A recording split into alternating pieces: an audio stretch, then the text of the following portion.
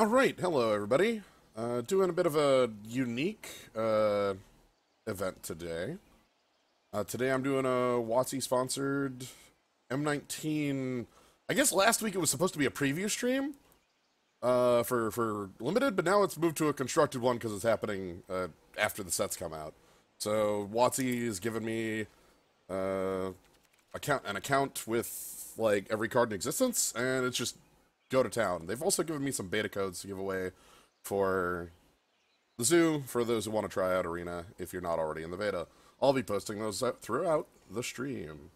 So, hello. Anyway, with that out of the way, as I've mentioned, this is a bit of an oddity to me. I do a lot of drafting. I don't do constructed. So, like, we've got like cards, yeah? Like, I've been given free reign. They gave me 8 Raptors companions. Wait, hold on. How many copies of hold on, how many dinos do I have? Like 12? Sorry for the flickering. They gave me 12 Colossal Dreadmaws, 12 of them for this stream. They also, as kindly as they do, they gave me 4 Palaka Worm, which we will be seeing today, don't you worry. I would not go a constructed stream without that. But, as you might guess from the name, we're going to be starting things off with some Goblin constructed. I think that's a fun way to start things off, is to enter the Goblin Bog. So, the Goblin, let us enter Goblin Bog.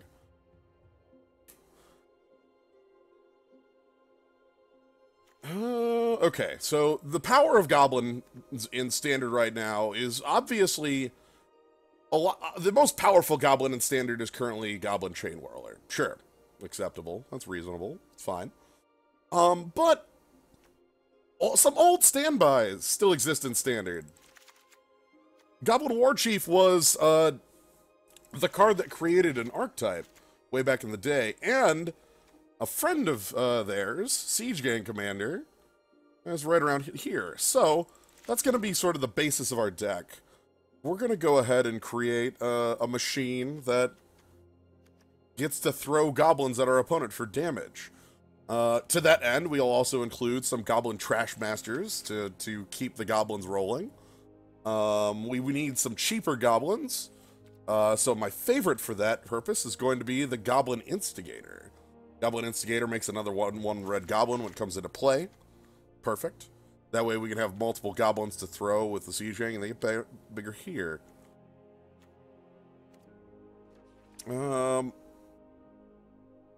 Let's see. I also want to consider what I want to do on 1 and 2.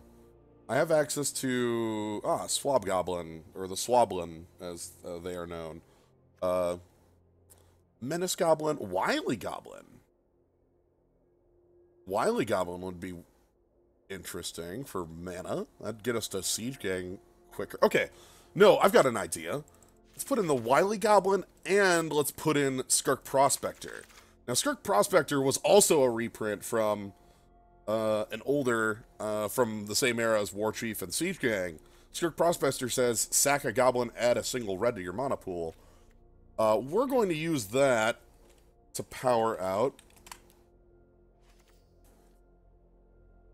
some powerful fireballs. I think we'll play 3 powerful fireballs. We don't need a full play set of powerful fireballs.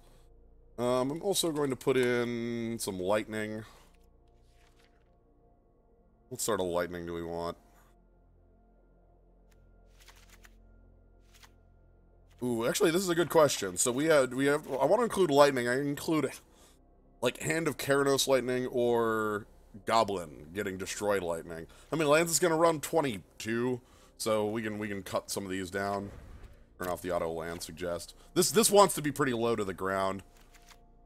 I think we want these. We might want a braids as well. I do want a little bit more Goblin light drops. I know which one I want. A couple Dark Dwelling Oracles would be good.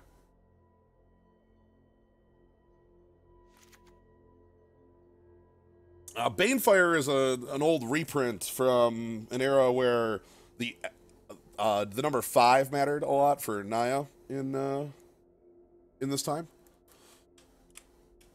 So the idea is our final hurrah, our final move, our finishing move is Skirk Prospector, sacrifice your board for red mana, play Banefire for X equals 11, and our opponent just gets defeated. That's the plan. It might not work because end of the day they might just kill all our goblins, but we're gonna make some goblins and see what's what. I don't think I want to include anything that's not mountain in difference to Train Whirler. And we do have Wily Goblin. We can even, like, Wily Goblin is actually a little heavier of a mono writ because of Skirk Prospector. Like, Skirk Prospector 1, Wily Goblin 2 is Siege Gang 3. So that's a powerful start. Let's go ahead and do that. So, gotta enter the Nailbog. Alright, so let's just go ahead and start up. Are there any special red lands? There are, but sadly, bad news on that front. Ramen Up Ruins, the one that is the, like, red land that you pay some life to, is just banned in Standard. Other ones we have Memorial of the War, costs 6 for destroy target land, it comes to play tapped, and Desert of the Fervent cycles, but we want to be able to have untapped mana sources. So nothing that really helps us out. We have some colorless ones. Scavenging Grounds comes to mind, but I don't want to include those for Chain Whirler. So the answer to your question is yes, but anyway, let's go ahead and just jump on into Quick Constructed and get things started. Or actually, no, hold on. Not Quick Constructed. I just want to go ahead and... Is this the one I want? Yeah, this is the one I want. Sweet. I just want to go straight into the ladder, not the events. Anyway, that's going on. I'm going to be linking these WotC provided codes in the chat as time goes on, along with the link to use them. So if you're interested in playing, Arena and have not been able to, you can get a couple of these going.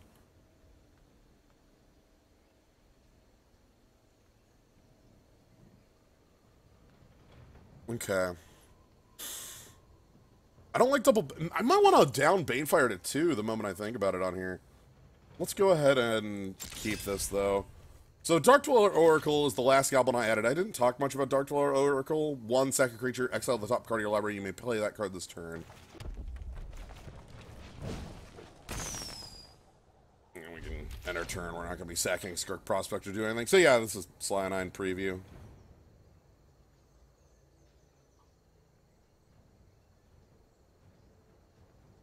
But yeah, I want to do some Goblin playing, and then I have a number of different deck ideas to build, and then maybe if you've got some ideas for me to try out, seeing as I've got the keys to the kingdom, throw them at me. Let me know what's on your mind for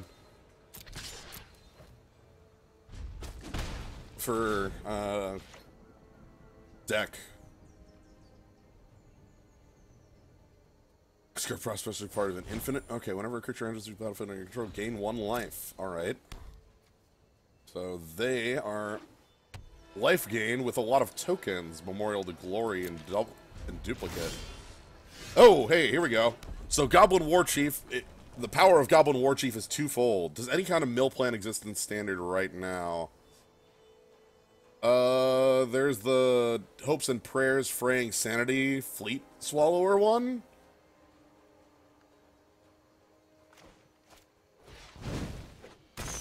Alright, anyway, we get to crush on in pretty heavily, though.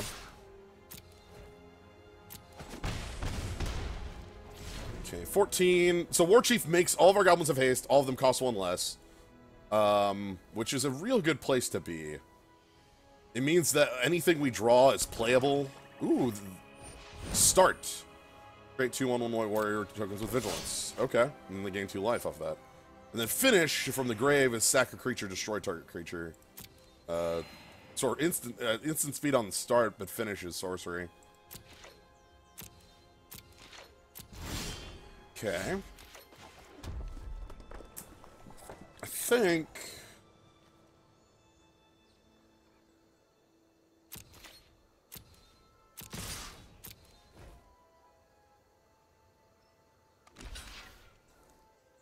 Okay, they want to cut off my Skirk Prospector. Interesting. Sure. Which sets are in this constructed? Kaladesh Forward, all of Standard. These are from Amonkhet Block.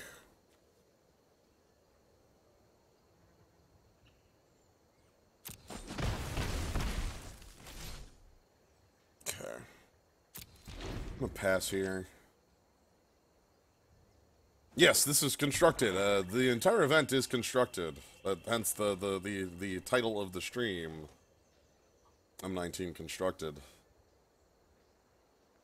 These cards yours are giving you... WotC gave me a different account called Slyo9 Preview. Okay, so I guess I'm gonna... sack that.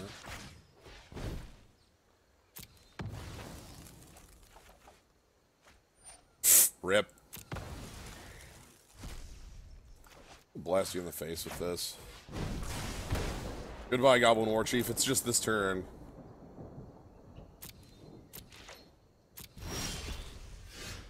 Ooh, Skirk Prospector, huh? Alright. That makes these Banefires a little more useful.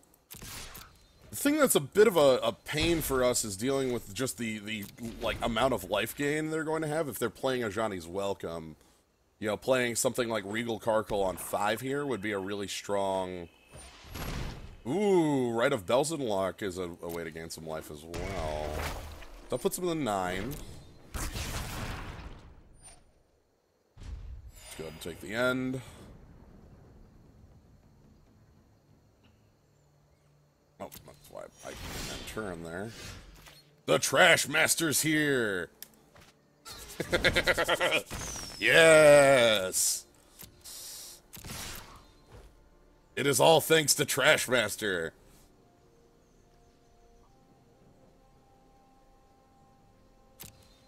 Ooh, put our opponent to 4?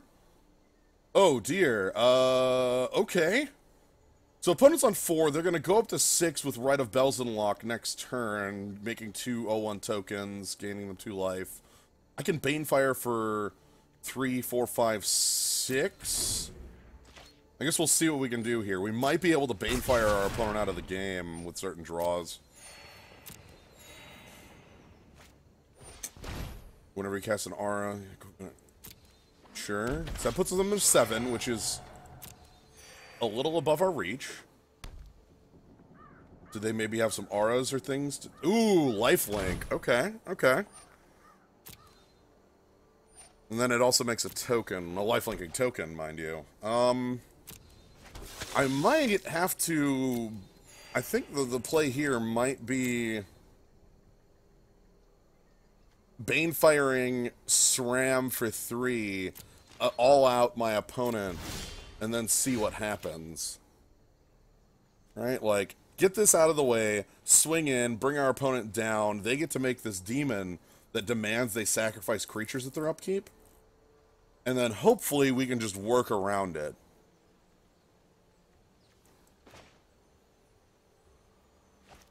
Yeah. So 3, you tap out, blast it. So they do have a lifelinker here as well, but it's not big enough.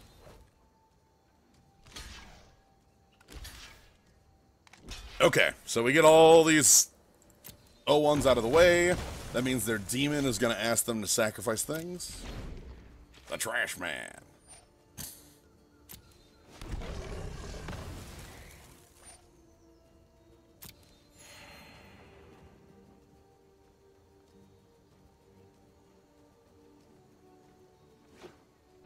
Okay, so... Yeah, sure. A+. Yeah, absolutely. Please.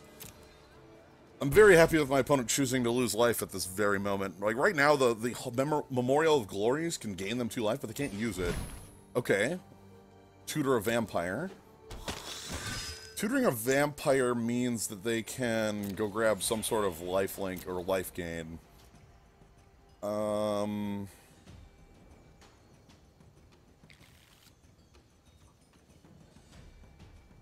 Okay. So this can't attack yet.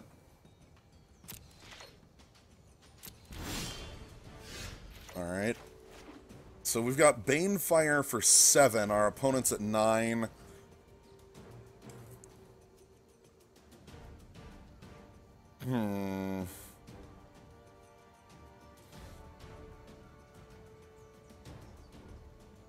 I think I want to... Do I want to all out here? They're going to gain 1 off of my all out. I would need to connect with a 3 and then have nothing die. Ugh. It's not the greatest odds. I know I lose something to the 6/6, probably the Trash Master. That's what I would kill. I don't think they can block with the 2/2 though, because they need that to create lifelink tokens. Also, they have to sack a creature, they take 6. So they have to leave something around. Let's go in. Let's let God sort it out. They're going to want to kill my Prospector, but I have another one.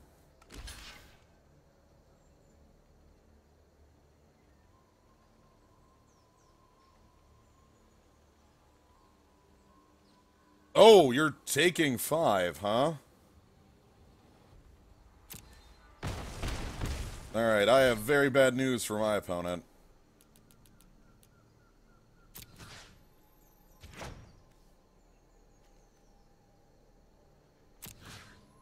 Sacrifice a Goblin.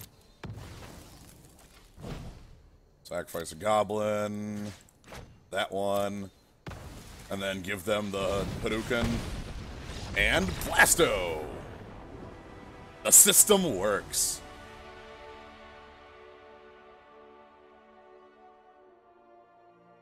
Oh, I guess that's a side effect of the fact that I'm on a new account. I don't have my, Anyway, I'm gonna go ahead and do this as well. Again, I'm gonna keep posting these WotC provided codes. Hopefully people are grabbing them. Why are we Jace? We should change that. You're correct. That is not there. I always think that's there. Ooh, who's today's listing? You do not have to fight alone.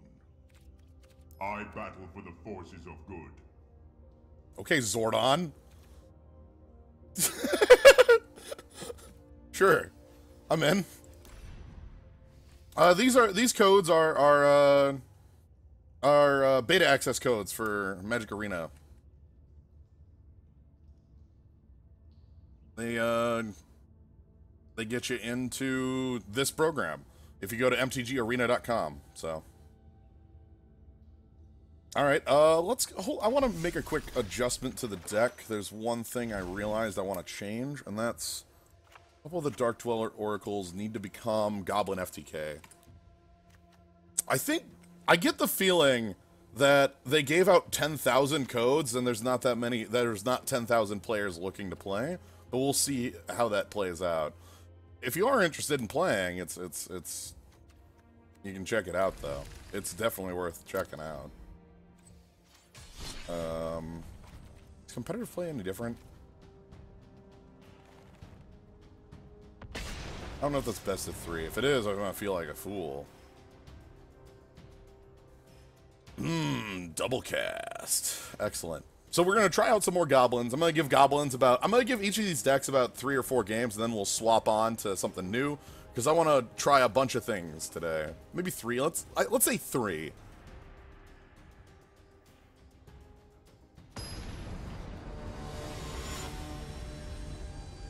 I'm gonna keep posting again more of these WotC provided beta codes. mtgarena.com is the place for it.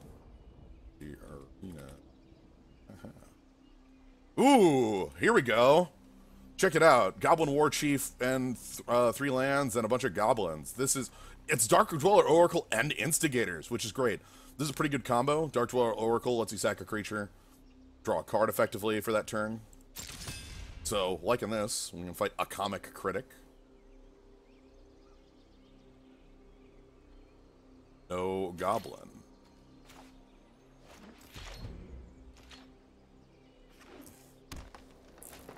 Ooh, Llanowar Elves start. Our best answer to that, of course. Ooh, Skirk Prospector on the top. With the Instigator, that's real nice. Let's go ahead and set up the Instigator first. We'll set up War Chief on 3, and then from there we'll keep going. We'll just slam the hand down. And then, like, Dark Dweller can feed us cards while we go in. Okay, War Chief. Yeah, they did make, you know, they did make War Marshal, but as a card. I mean, they made that card in the past. It was called Dragon Fodder. But Dragon Fodder was not specifically a Goblin, you know, which does matter, as Goblin War Chief gives Goblin spells -1 cost. Okay, our opponent's playing some sort of Gruul. Ooh, let's get the Trashmaster down. Ah, the beatdown. This is the Goblins I know. Yeah.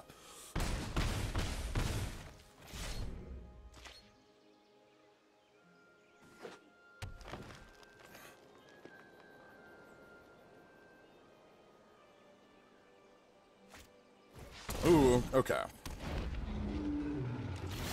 Oh, maybe they're like a Dragon Ramp deck. That makes sense. Anyway, from here, we can go ahead and play out any number of goblins. So let's go ahead and...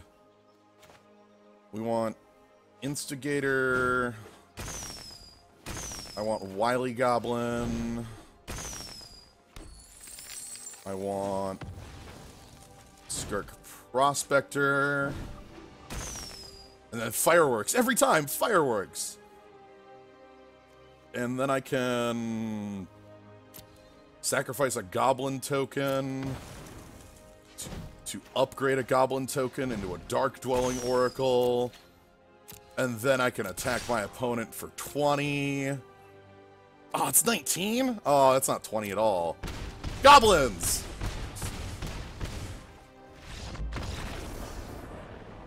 Goblins. Elementally weak to sweepers, and, okay, this is the sideboard one. I should go into the ones that are not sideboarded games, though. That's fine.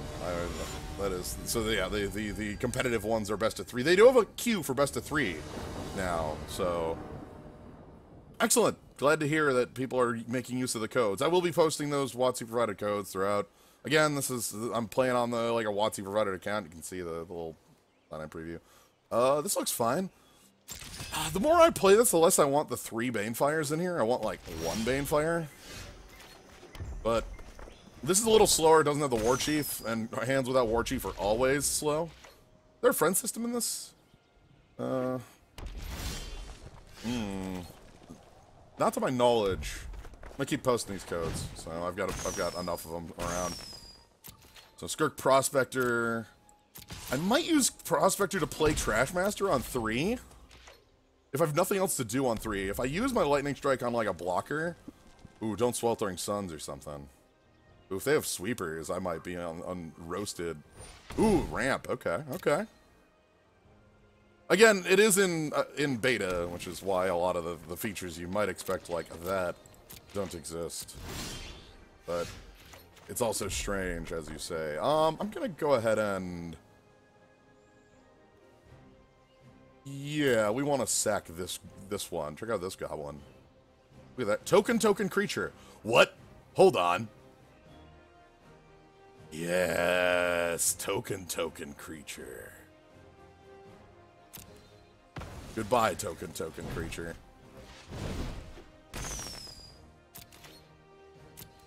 Alright. We get in for 4. We have the power of the Trashmaster on our side.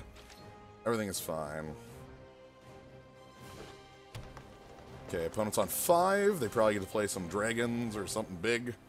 We do have the Banefire as a hurrah move. Varix! Oh, that's a dragon. Those kick... yeah, this is the Brute Mate. Okay. Hi. Hello.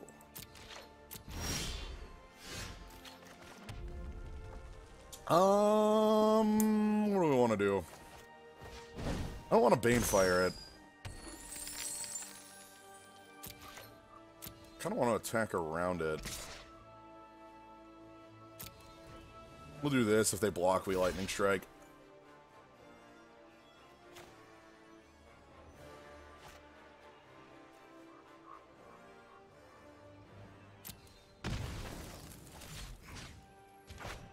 So let's just get that out of there.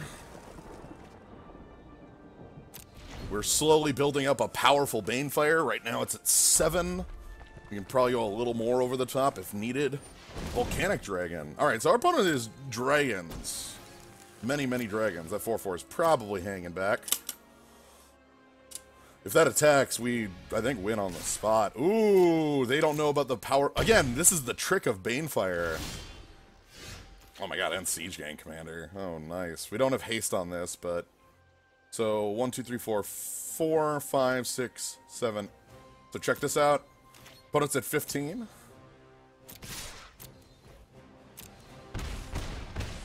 And then, again, it's 8, 4, 5, 6. Yep, so... Goblin. Sack a Goblin. Sack a Goblin. Sack a Treasure. Banefire. X is 8. Our face. Kablam! Okay. Goblins functioning as expected. Alright. I'm pretty happy with the way that Goblins are functioning. This is a deck I want to build for Constructed right now. To just kind of mess around with. For my local FNM. Because the rares in the deck are Siege Gangs, which I just have around. Trash Masters, Chain Whirlers, and a couple Dark Dwellers. And then the Banefires, which I also have around. So, like... There's a couple of these I already have around, so it's easy enough for me to build up. And then, like, you know, things like Skirk Prospectors I've already got sitting around. But yeah, Goblins is just a fun, aggressive deck. I think this is the deck, like, they wanted Chain Whirler to be the thing in, rather than every other deck on Standard. So, anyway, let's go ahead and... we don't want to do that. Let's go ahead and build something new. This is what today's all about, right? So... You're looking for a deck idea? Let's see dragons. Yeah, if you got deck ideas, throw them at me. I have a couple of my own, and then we can go ahead and do some. Also, your Chain Whirl is a good counter against goblins. NoperQ asks for dragons. Dragons powered by Sarkhan Fireblood right now. Second dragons are dumb infinite combo deck. I have an idea for a dumb infinite combo deck. I don't know if it's good though. Alright, so let's try Dargans. So, the place I want for dragons is... Aetherflux Reservoir Paradoxical Nonsense Fake Storm deck. That's the utter nonsense one I want to build when somebody said fake deck. Alright, so we're on dragons for now. We'll do that. So, start things off. Sarkhan Fireblood. Sarkhan Fireblood has 2 pluses for 3 mana. You may discard a card. If you do, draw a card. +1, add 2 mana of any color in your mana pool. Spend this only on dragons. Or -7, make 4 flying dragons. So, dragons I want to be playing with this. The really obvious ones in my mind are the power of Glorybringer. Because this is just like... Oh, I think I was... That's the change to Chromium there. Did you see the text change? I saw that. But Glorybringer is the dragon to include. I'm also pretty happy with Demanding Dragon. Mostly because it's huge. I think I'm willing to include a couple. I'm also willing to include a couple Variks, because that's something we can use when we get big. The other dragon I want to include is a good friend. Nicol Bolas. Because Sarkhan Fireblood adds mana in any combination, and Nicol Bolas has some cool, not only is a strong dragon contender, but yeah, I'm going to include, if we're going to go heavy in on dragons, I want to be, do I want to include the Horde? Giving up that green ramp for that? I'm thinking I want to include, like, Sarkhan and maybe Dragon's Horde. No, you cannot use Sarkhan to add to activate Bolus's ability, as it says, spend this mana only to cast dragon spells, which is the act of playing a dragon from your hand. I'm gonna go with a couple Dragon's Hordes. I don't know if I want a ton of that. And then I think the rest of the deck actually wants to be low to the ground removal from this point, right? Like, let's also put in the Dragon Skull Summit. Why would I, like, come on. So let's say low to the ground removal in black and red? Like, putting in Dragon's Horde makes me think Unlicensed Disintegration, even though it's only a little bit. There's the part of me that says we're, like, a red enough deck to include Chain Whirler, so should. But let's go into red and black. Dragon 2. Skeleton. Skeleton. Bone. The Boner Dagon here is pretty rad. I don't know if it's worth playing as well. You have Treasure Goblin also? That's true. I think the rest of this, not maybe the rest of this is going to be removal, but a good chunk of the rest wants to be like cards that keep me alive. So I want Fatal Pushes or let's check red first. I want like a Braid is going to be a really good one. Magma Spray is going to be a really good one. Yeah, let's put in the Abrades. Let's put in a couple Magma Sprays, not a ton of those.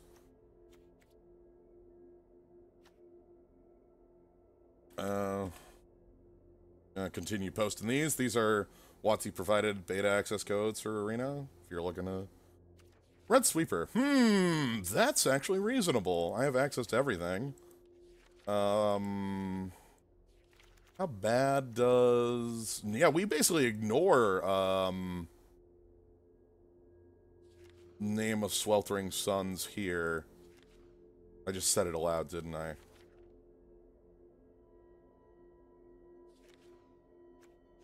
Let's put in a couple of these. So Sweltering Suns is the red sweeper in my mind, because you can get rid of it if you're not playing against an aggressive deck.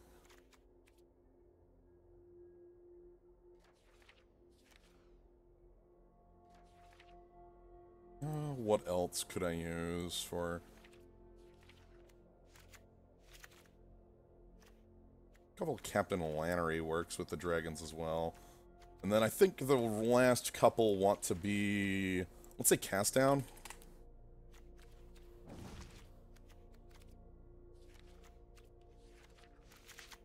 I don't actually think I have enough artifacts for me to care about,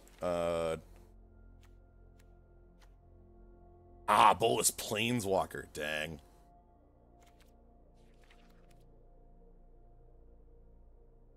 Anyway, I think this is an okay start.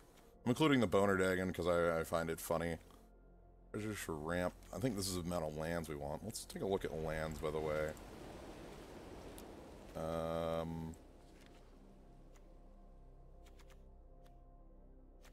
Include Canyon Slough.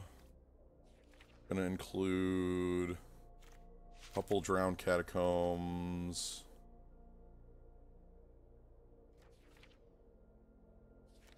And I also want a couple Sulphur Falls. And then...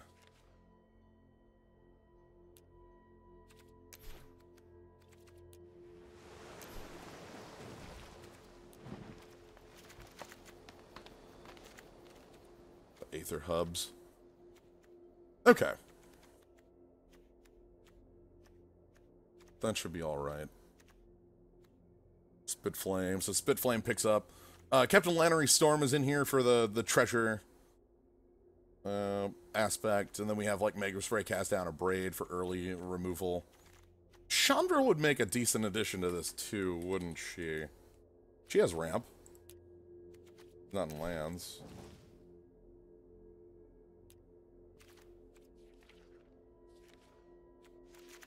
How do I fit in a couple Chandra? Maybe over Lannery? Lannery dies to our Sweltering Suns. Let's do it this route. Okay. Yeah, Chandra is plus for double red, whereas Sarkon's plus for any colors.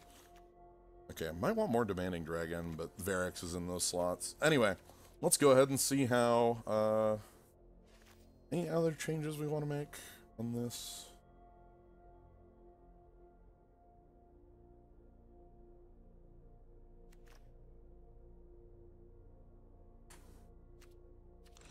Alright.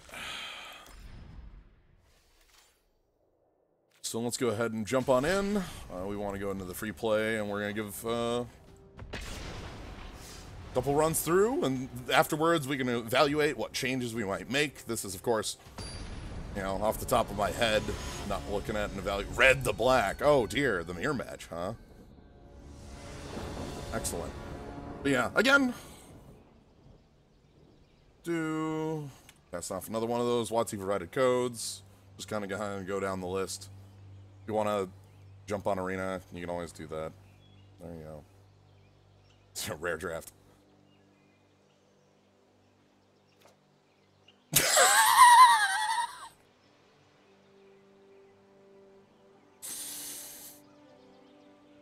These cards are fine.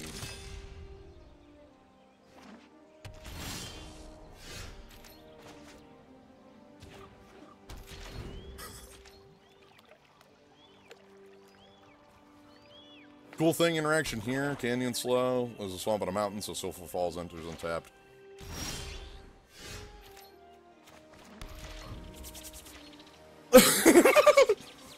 Bolus, bolus, bolus. Triple bolus. Ooh, Lifecrafter's bestiary. Okay. Go ahead and get the Dragon's Horde down. Dragon's Horde lets you draw cards. Puts gold on it, and then you can draw cards whenever a dragon comes in, and then you get to draw a card by removing the counters, so. Okay. So we have Glorybringer next turn if our opponent makes a play worth Glorybringing. And that might be it. That might be a play worth... Ooh, we also have that, too. I think I'm going to Glorybring right now. Our opponent is slowed down.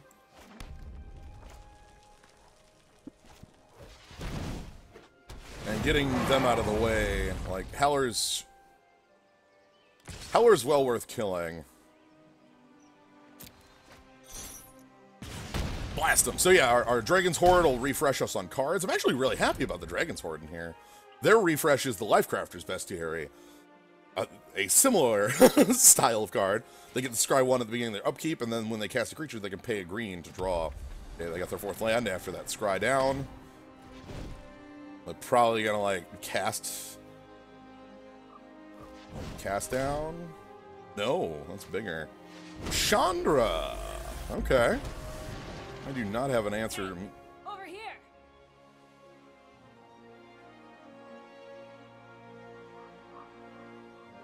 I do not have an immediate answer to Chandra Torch of Defiance. I should actually be able to flip Bolus next turn if Bolus doesn't die. Ooh, I'd probably just take out Chandra, though, is the thing. Like, I don't want them ramping when they have access to the Lifecrafter's Bestiary.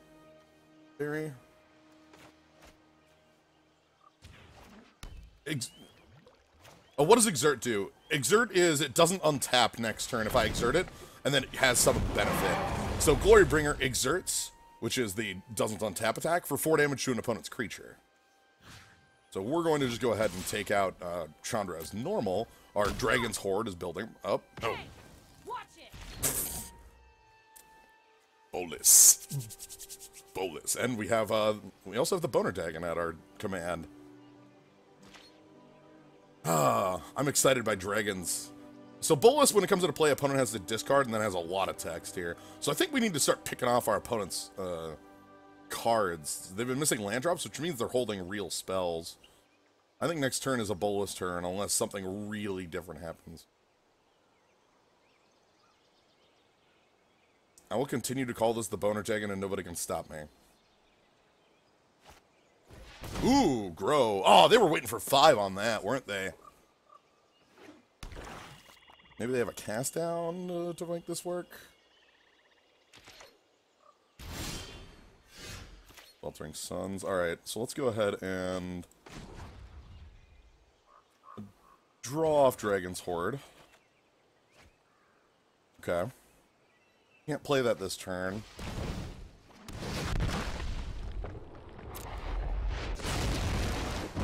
Whoop!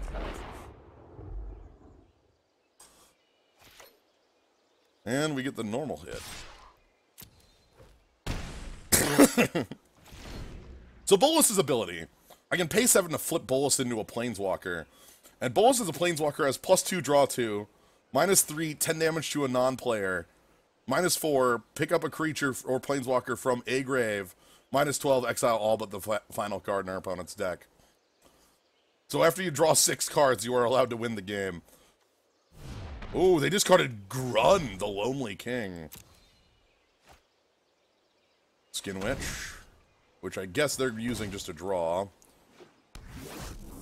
They have some serious problems of flyers. They need removal pretty badly. We're just going to be fighting them with 4/4 flyers. Fine place to be. Ah, dang. It's only Canyon slow. Alright.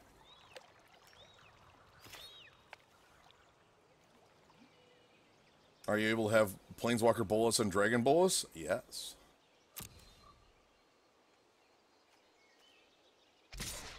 Normal attack.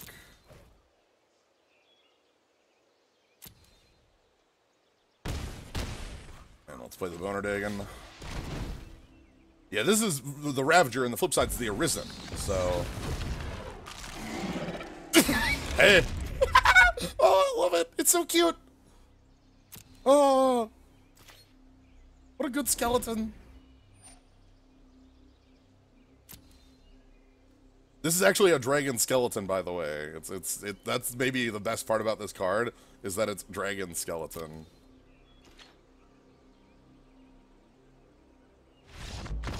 Alright. I'm feeling real fun about the dragon deck. This one is, unlike the first deck, this one's a little more expensive. The pile of cards we're using for it is,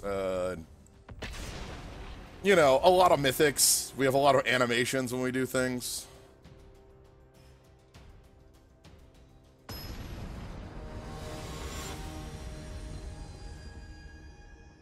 Oh, Potato Phoenix, the card. Uh-oh. Anyway. Let's see what we got. And if they are a fast deck, hopefully we get... I might want to up it to 4 Dragon Horde. I was really impressed by Dragon Horde in that game because it was like this consistent drip that meant like they had to have removal forever. This ain't capable. This is a one-lander. Yeah. Let's see how this looks. This looks better. We have a Dragon's Horde, Aether Hub, Sweltering Suns to keep us alive. Do I want Varix? I think I want Varix. Varix seems fine after the Dragon's Horde.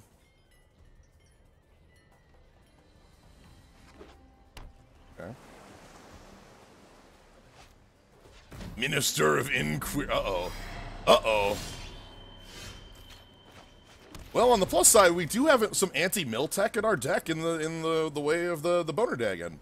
If our opponent is trying to mill us out, and they throw the Boner Dagon down in the grave, we can just pick it up for 5 and 7 cards, but we can afford 7 cards if they're going to mill us a bunch. They might also be using that energy for some other combo. So we can... The Minister of Inquiries is not an immediate tell that our opponent is playing mill, but it probably is a tell that our opponent is playing Gift. And Angel of Invention is the actual tell that our opponent is playing God Pharaoh's Gift. God Pharaoh's Gift is a 7-mana artifact that you never pay full price on it. Is it 7 or is it 6? Oh no, our anti-mill tech. But they're gonna mill themselves. Yeah, you never pay 7, you pay 5. Alright,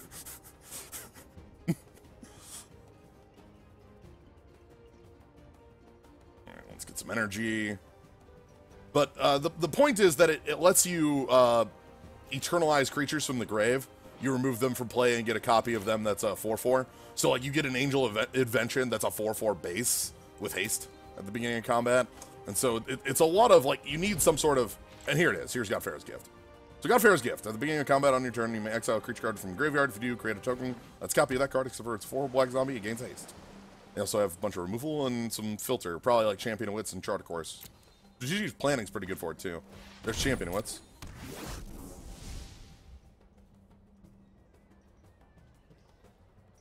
Now when I say you pay 5, I mean you play Gate, and Gate's 3+2.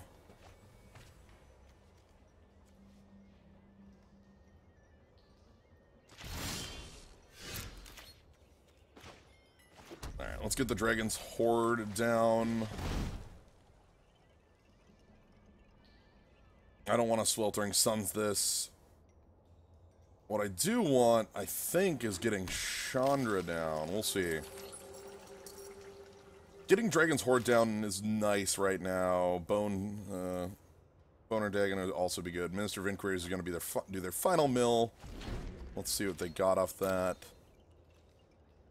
Cast out Strategic Planning Plans. Okay, they're not getting creatures. That's good. They only have Angel of Invention in the yard, so they don't have a lot of creatures at the moment.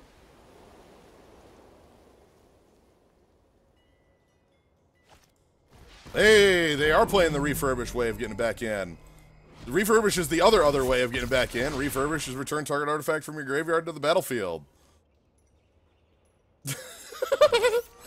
So, hello. We're probably getting just absolutely destroyed here. I get the Spitfire for Angel of Invention. That's probably my play here. Fabricate. Fabricate. When this creature enters the battlefield, put 2+1, put X +1/+1 counters on it, or create X 1/1 color servo tokens. They chose the 1/1s, which are 2/2s. I think Spitfire is my only real way of getting around this. I could Chandra as well. That might buy more heat.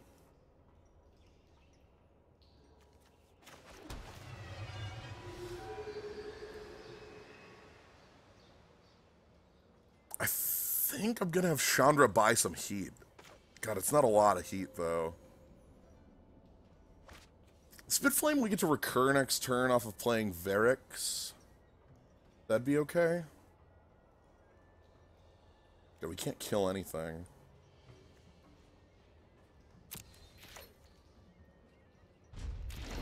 We'll do it this way. I don't want to Sweltering Suns, because if I kill these, then they get, like, brought back. So, Sweltering Suns is a bit funky.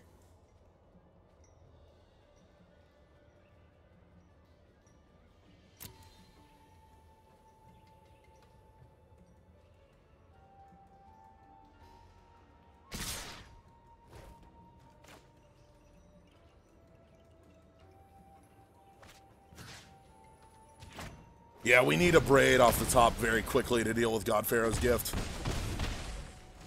Oh, I do get to play Varix with a pickup next turn, and that'll be okay.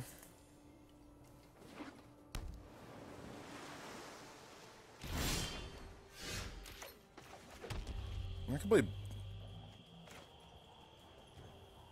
Alright. Ooh, I might actually want to go Bone Dragon with a pickup. Because Varix I could kick next turn.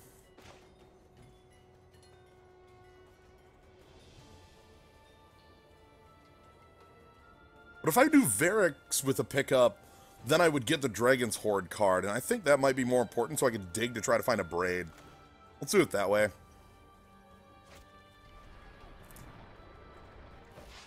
This way digs a little bit more.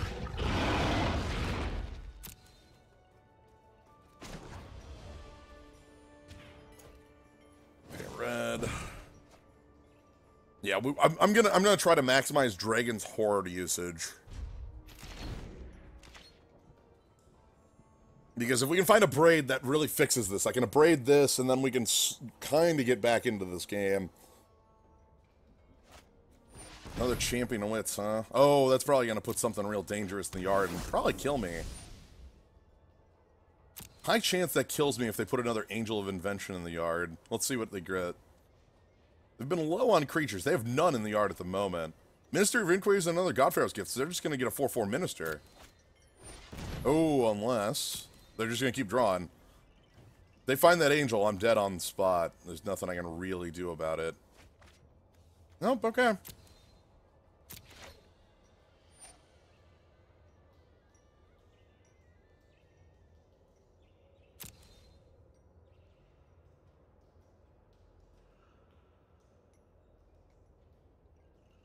So they're going to get to pick up Minister of Inquiries. We kill Minister of Inquiries on the block with Varix because we have to, because we'll take 5 from everything else and go to 1. Yeah, this is go to 1 and get tapped out on. Not great, not a perfectly great place to be, but a recoverable place. I can recover from that. Won't be pretty. This is not going to be a pretty game, but those are the best kinds. Beautiful defeats and ugly victories. The standby of this stream.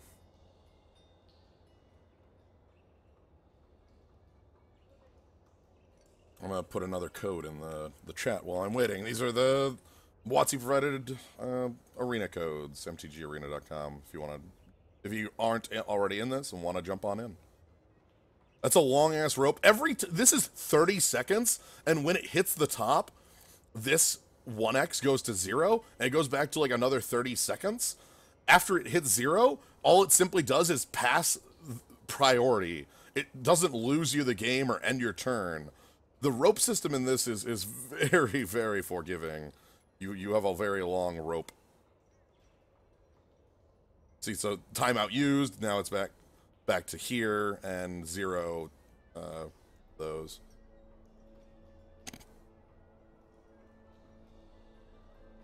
Are we gonna...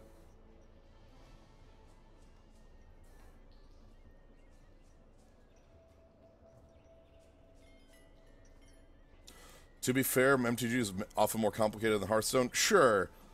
The fact that I don't like is the like, when you do have a disconnected opponent, like, and they're not taking actions, or somebody who's actively trying to waste your time, they can waste upwards of 5 minutes, like, easily.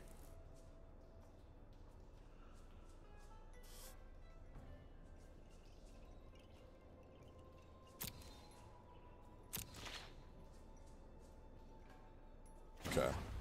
I think our opponent is not here, though.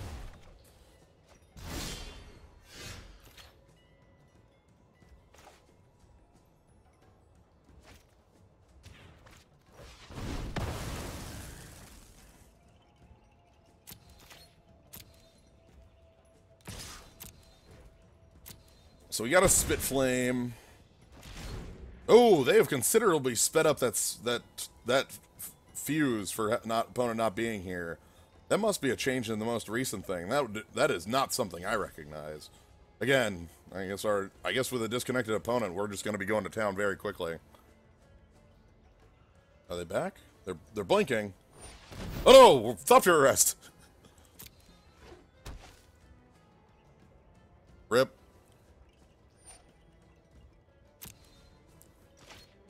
Okay, so they get to make a 4/4. Champion of Wits, which draws you 4 and discards 2. We're gonna blast it.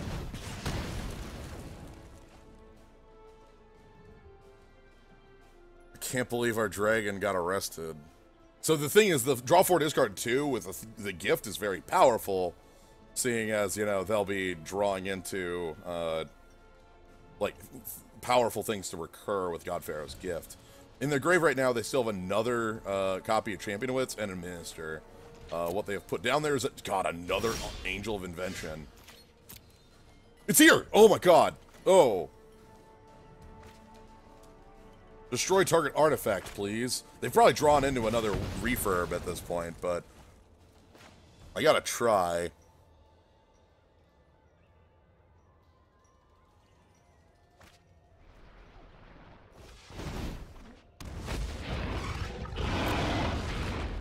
Okay.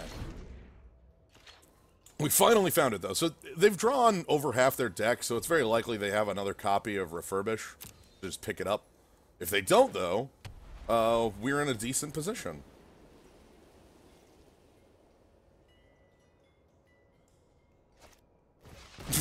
Okay. What was that noise? What was that noise? Okay, mill some more. Sure, sure. We do have Dragon's Horde to draw up. What did that put in the guard? Another Angel of Invention. Ugh. Terrifying. Okay, Angel's here. Probably gonna make it a 6/6 Angel. They're gonna attack over and force a chump block. I think that's how we're gonna die, as a 6/6 Angel of Invention. Sadly, our dragon who cares about the grave is Bolus. But this is a fun deck to play against. Alright, so I think we play... Oh! Demanding... Actually, no, let's... Should I give Demanding Dragon... No, I want to give Boner Dragon one last hurrah here.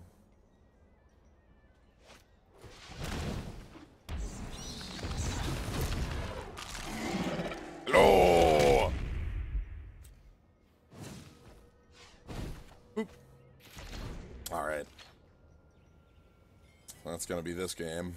That's fine. I was out of outs there. I could have tapped Dragon's Horde to draw a card, which could have drawn Magma Spray, which would have been Chandra plus Magma Spray to kill this Angel of Invention, but that still leaves another Angel of Invention that would kill me on the spot. So, anyway, they've got 2 Godpharaoh's Gifts now, so, they've got a few, things going on. Sometimes you can just cast Debtor's Knell. Debtor's Knell was an old card that had a similar style to this. It was a black-white enchantment for black-white hybrid, black-white hybrid, black-white hybrid 4. That said, at the beginning of your upkeep, return target creature from your grave to play. You just kept returning Angel of Despair. Actually, it might have been a grave, from to think.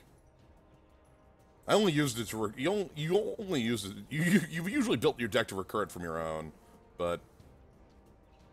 Oh god, they draw 6. Oh no, they drew 5 instead of. Okay. They could have drawn more cards if they would have went the other way on that. Alright. Come on. Notre Dame. Crunch. Okay. Well, that was sweet. We got our punt to show off a cool, nifty combo. It's a pretty powerful constructed deck. Alright. Let's give Dragons one more run at the table. See if Cross Z can make it one last time. We're 1-1 with Dragons.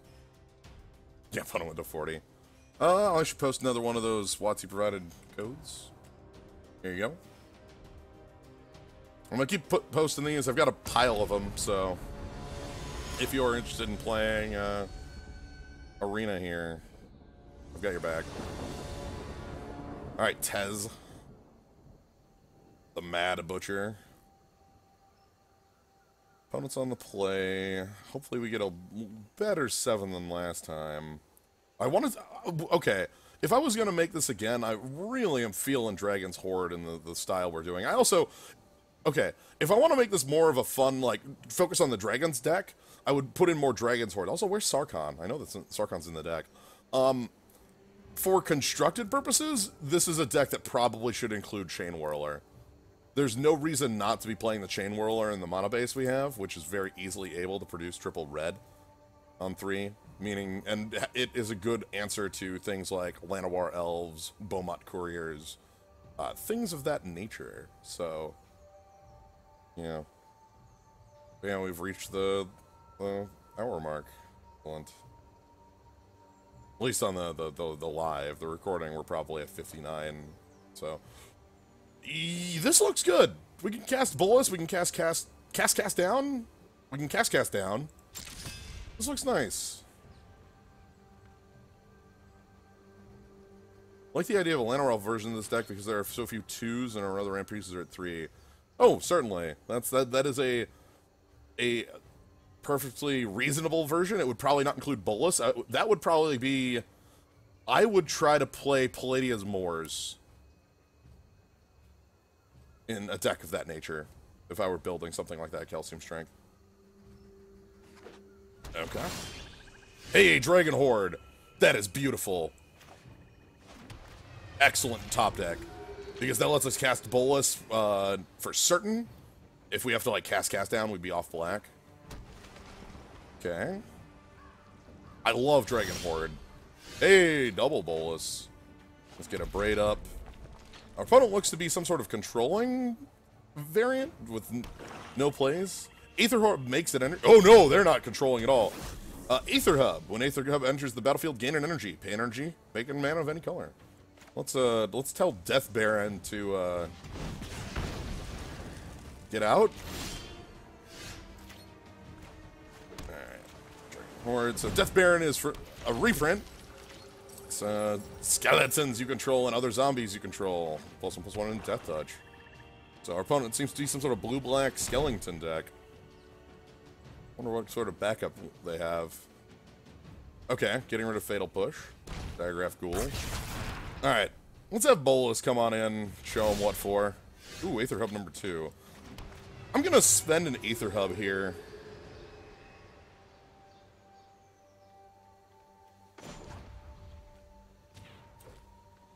Black. Let's cast out a Bolus. Then we get to draw a card. Nicol Bolas, the Ravager. It's fine. They really like having the dragons do the... Oh, that was like a little eyeball that looked like a look away symbol from... like a petrify. Let's see what we... Okay, snipe a land out of their hand. That's not the greatest. Deck with a powerful backbone. I'm really happy with Dragon. So Dragon's Horde is, I think, the card that I'm most impressed with for being a card that enables a dragon deck and is also really flavorful.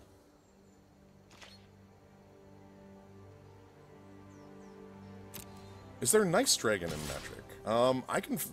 We'll have to take a look. There are certainly some nice dragons, I'm sure. Alright, we'll block this, even though that allows them to kill Bolus, because we have another Bolus. If they have a Fatal Push, this would enable it to kill Bolus, but I'd be fine with them Fatal Pushing Bolus, which is the most likely outcome of that attack. See, they have a Fatal Push here. Oh, they just want to attack for draw 2. That's also another outcome. So chart a course for draw 2, so you don't have to discard to it, because you attacked. Yeah, Bolus is... And there's the Fatal Push I expected. Let's go ahead and draw a card.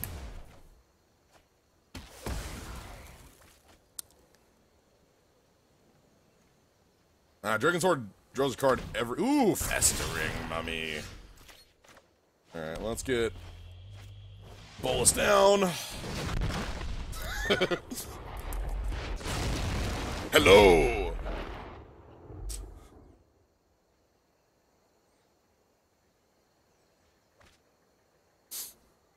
Okay, so their final card is stronger than Josu Vess. Interesting. Alright. I don't want this Bolus to die because this Bolus I want to flip. Nicol Bolas the Arisen has +2 draw 2. And that's a place I'd be happy to be. So if this Festering Mummy comes in, it's fine. Ah! Nicol Bolas is being held in contempt. Sure. Let's draw a card.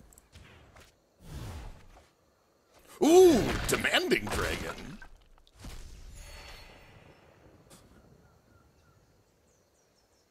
I like Demanding Dragon.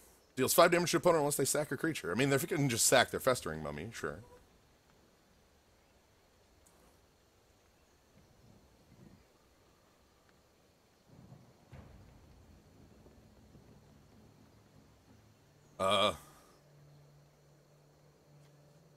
I disagree. It's your go.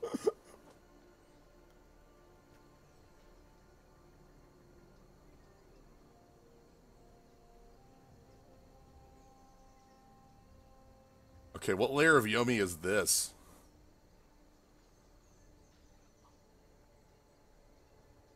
Are we both stuck on not being able to pass?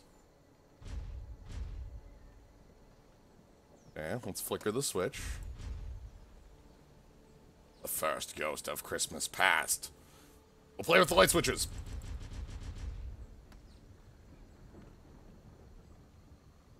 The third ghost of Christmas past. I need to find that episode of Space Ghost. I remember it, but I don't know which one that is. Hey, Dragon Skull Summit.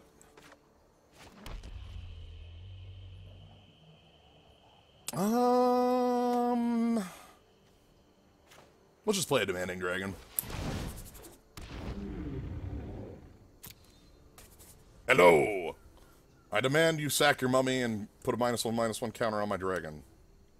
Festering mummy dies, put a -1/-1 counter on target creature. So it'll make this a 4/4. We don't want to do that quite yet. I might want to cast down something.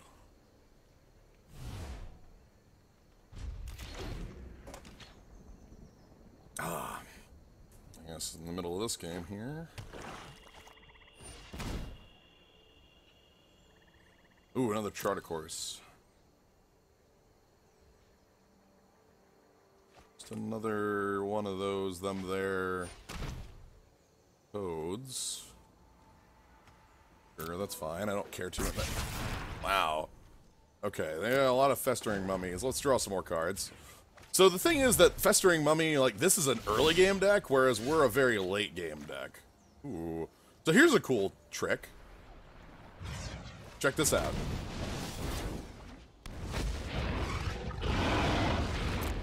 Counter. Counter. So yeah, Varix here, in addition to being 2 dragons, with the Dragon's Horde, is 2 cards. Because it's whenever a dragon you control enters the battlefield under you. Oh, ho, ho, ho, ho. Okay. Yeah, no, I get you.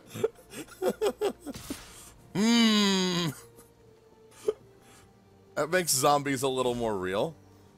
How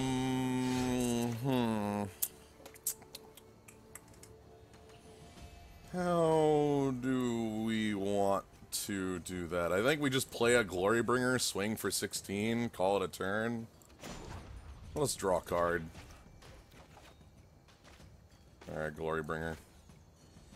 What does the Bug God do? The Scarab Dog here, beginning of your upkeep, each opponent loses X life and you scry X. X is the number of zombies you control. Pay 4, exile target creature from a graveyard. Create a token that's a copy, except it's a 4/4 black zombie. When the Scarab Dog dies, return it to its owner's hand at the beginning of the next end step. So, it makes copies of creatures by removing them from the grave. It cares about zombies, making us lose life, and it's very hard to kill, as it will just go back to their hand if we did kill it. So, rather than killing the Scarab God, we remove our opponent from the game instead. It's a simple plan. Alright. So, if I were going to make changes to this deck, if I wanted to have... I didn't get to play Sarkhan, but this is the 3 games, so we're going to talk about the deck a little bit. We're finished up with Cross Z. Okay, I get a lot of stuff here. Hey, Rakes to Riches. Ooh, we get the Boner Dragon deck under control. Anyway, let's talk a little bit about the deck to finish things off. So, cards I was very impressed with. Obviously Glorybringer, obviously Bolus. Very happy with Varix. Dragon's Horde performed way better than I expected it to. And I expected pretty good out of it. This card was like the best card I could have got.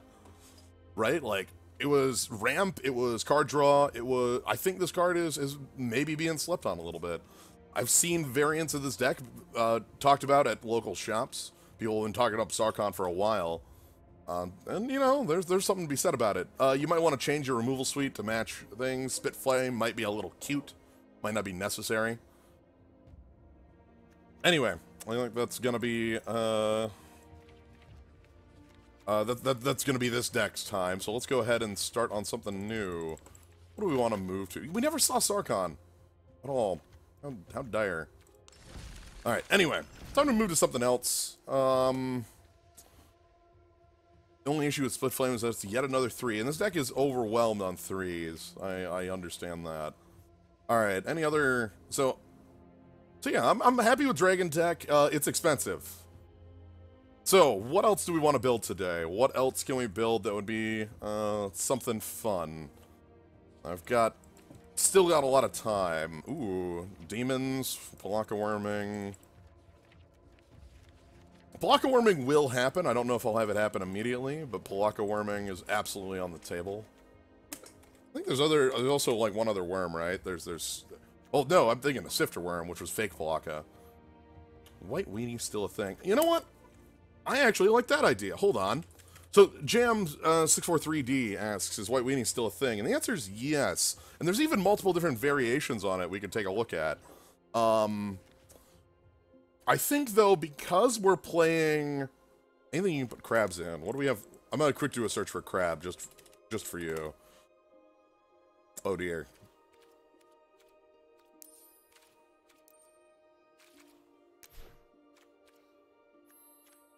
We have Ancient Crab, we have High Tide Hermit, and we have Salvage Scuttler. Not a lot. Okay, well, let's take a look at things. So, haven't played since Mirrodin Kamigawa. Everything seems so overwhelming. Yes, there's always a lot to jump right back into. But let me talk about a couple of different white variant decks that I think are interesting as far as white aggressive decks, and then I'll show you one of them. We'll talk about 3 different variations. The first variation is... a couple of these are down, most of these are down tribal lines, and there are cards that don't play on tribal lines, but the 3 tribal lines I'm going to talk about here are Vampires, which are in white-black as of Ixalan. You have things like Sky Marcher Aspirant, the ability to make tokens off of Legion's Landing, which is when it makes a 1/1 token, and when you attack with 3 or more creatures, it turns in land that makes tokens. Adanto Vanguard attacks as a 3/1 that can be indestructible. Martyr of Dusk is hard to kill. And Mavrin Felm makes tokens to continue the assault, while you have other ways to pump your team with Radiant Destiny, name a creature type, throw it in. Things like that. Name a creature type +1/+1, vigilance if you have 10 or more permanents. The second of these White Weenie archetypes that I've seen, but that also is in black as well, because of cards like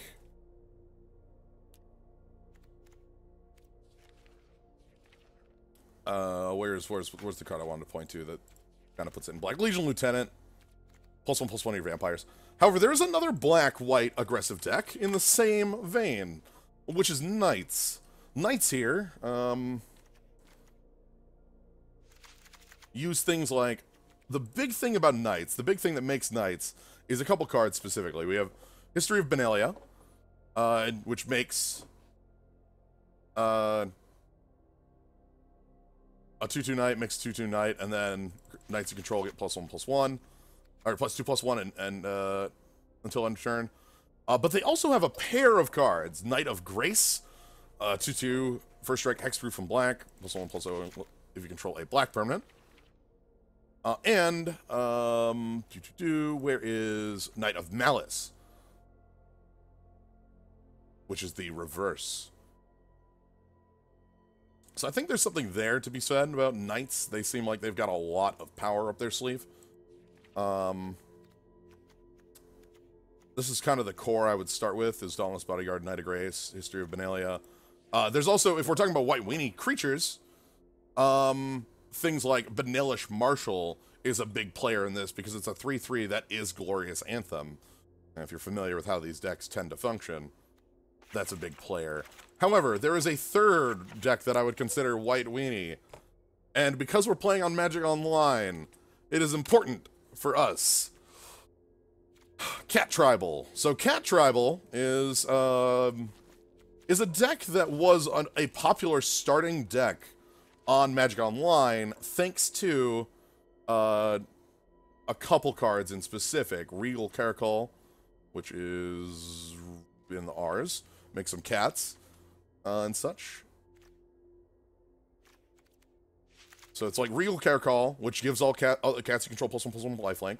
Pride Sovereign gives all cats you control gets +1/+1 for each other cat you control and makes cats. are kind of the two that are the big hitters of the deck. But on top of that, nowadays we have a couple new additions into the cat deck. So take a look at Leonid War Leader. Whenever a Leonid War Leader attacks, create 2 white 1/1 cat tokens. Lifelink. They are tapped and attacking. What else do we have that's cats? Well, Leonin Vanguard from M19. If you control at the beginning of combat, on your turn, if you control 3 or more creatures, Leonin Vanguard gets +1/+1 until the end of the turn, and you gain 1 life. Now, why would we want to gain 1 life? Well, another card from this this block here from M19, Ajani's Pridemate, a reprint, is whenever you gain life, you can put a +1/+1 counter on Ajani's Pridemate. Pretty good. In addition, we'll probably play Sacred Cat, which is this is a pretty good cat. Check out this cat. We also got this cat, which is a little more angry. Same size, but hits you twice. You can see because the tail's got a little poker on it. So I think that's what we'll include is these cats. Speaking of cats, I think we can play Ajani a couple in here.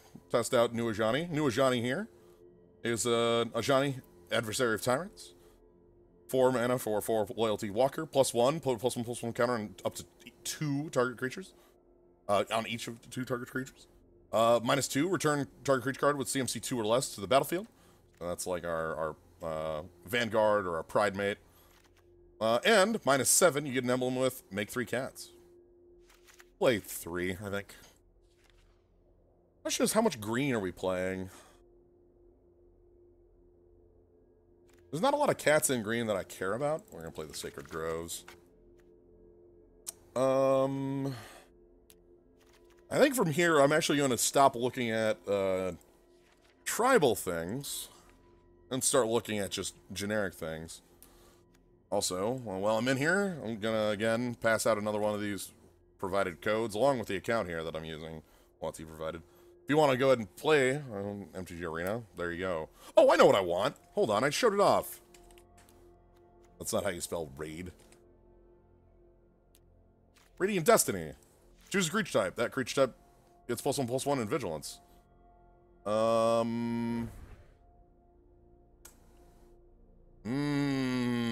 You can't fool me, Satan.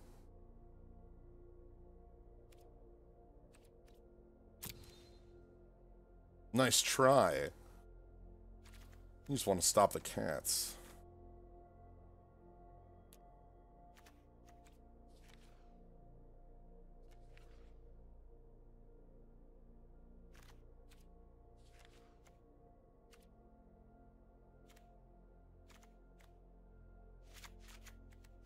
Put some cast outs in the deck. Alright, so this is... Alright, so let's get some lands in here. We'll call it good from there, and maybe I'll have to restart.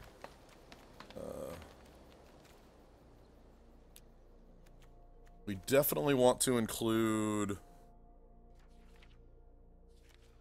Ah, yes, the cat's out. Oh, you're right. Green-white Ajani does exist. Let me actually pull up the green-white cards. I didn't look at multicolor. Sorry about the quick going.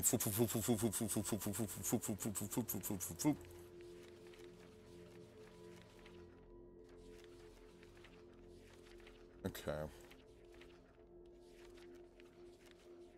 Here we are. Green-white. Oath of Ajani. +1/+1 counter on each of your creatures. Planeswalker costs 1 less. Prepare to fight. Appeal to authority. Shana?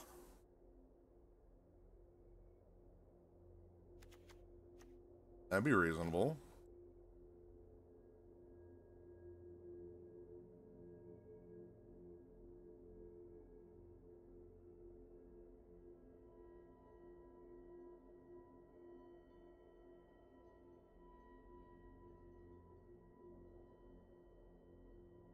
Shana would be okay.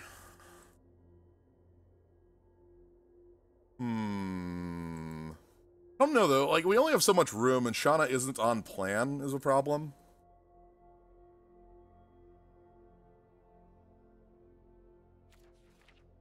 We also have a couple other Ajanis, Ajani Valiant Protector and Ajani Unyielding.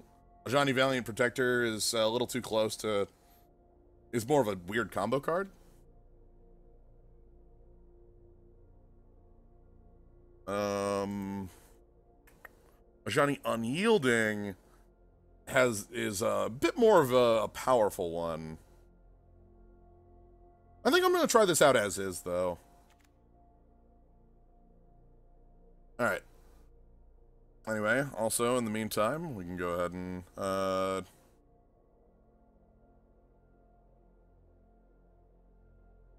still gotta find the rest of the lands I want for this deck. So let's pull up lands again. Sorry, got a little distracted on the side here. I think I might actually have to, I guess I'll probably have to do, I'm checking to see what the update has. Should we restart Arena for the update?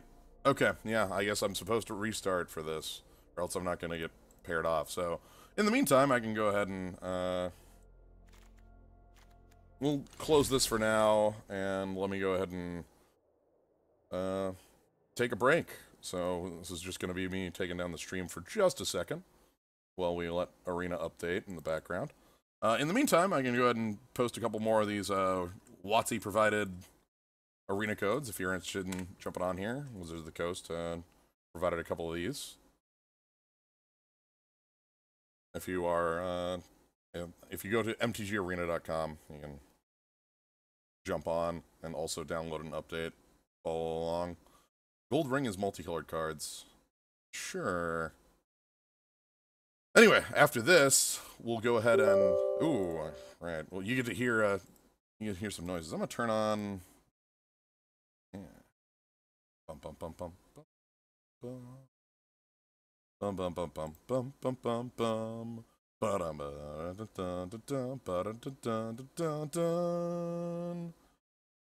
Bum bum bum bum bum bum bum bum bum ba-dum ba-dum bum bum bum bum ba-dum ba-dum ba-dum.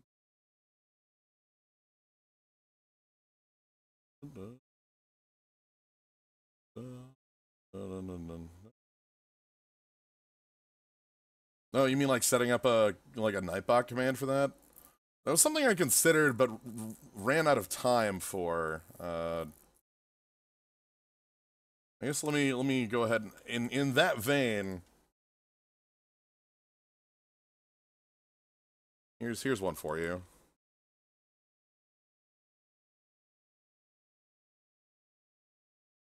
Ba-dum ba-dum bum bum bum bum. Ba-dum ba-dum ba-dum bum bum bum bum bum bum bum.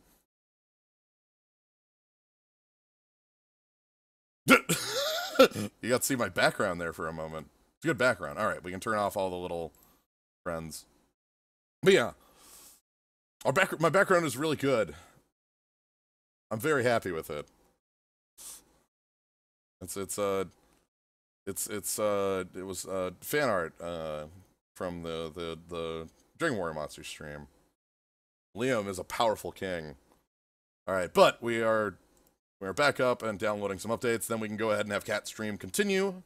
As Cat Stream continues, we will have a good time with it. But yeah, again, I guess in now I can do my own little spawn if you're watching for the first time, just catching this. Hello.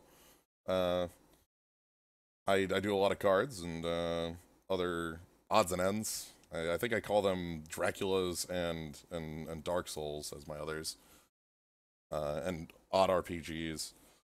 But you can always follow, see when I go live with things. It's generally weekends and around 6 to 7 CST on weekdays.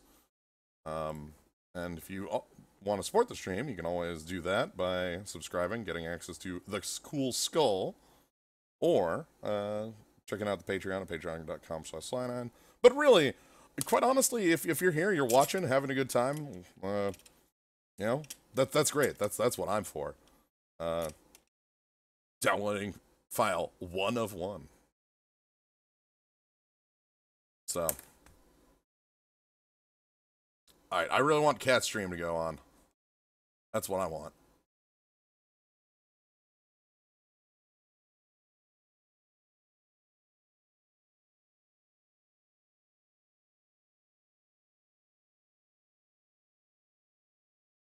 that actually take effect?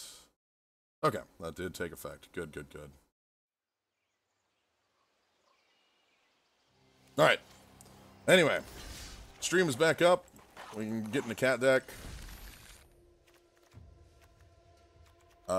We need more Sun Petal Grove. And I think I wanted a couple of the deserts that are Sheffet Dunes. This one is 5 mana, sack a desert you control. The creatures you control get +1/+1 until end of turn. So.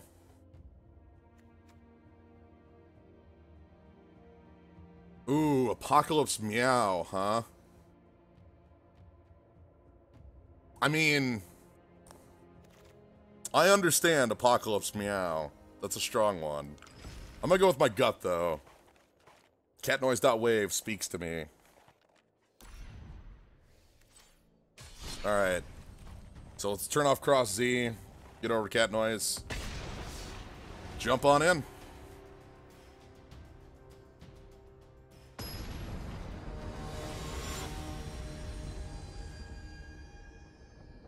Ooh, Zigmo, the Karn Mirror.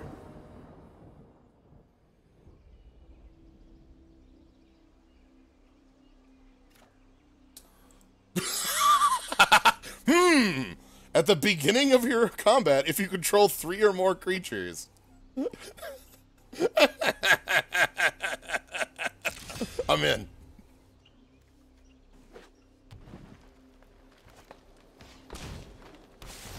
Good luck. Alright, Leon and Vanguard, go.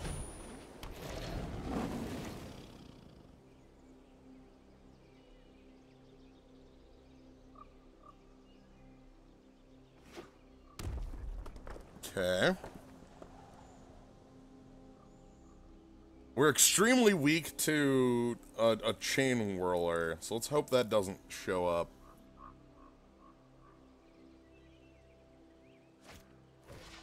Ooh, that is like a chain whirler. Cartouche of Strength comes into play. Enchanted creature fights. Oh wow, that was the wimpiest sound effect. Just whomp. All right, I think we can.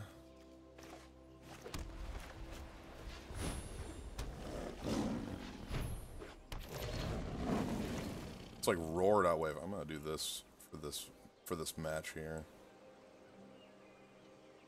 That should be better. I had to play Lifelink Kitty. I want to be able to attack with the Leon and Vanguards for 3 or for 4 on the next turn. This is why I played them out first. Because playing the cat will trigger both of them and attack a little more than that. And we have enough lifelink going around. Another Llanowar Elf, huh? Alright. Running out of cards. That's good. Ooh, a Caravan. Okay. So let's get the Grove down.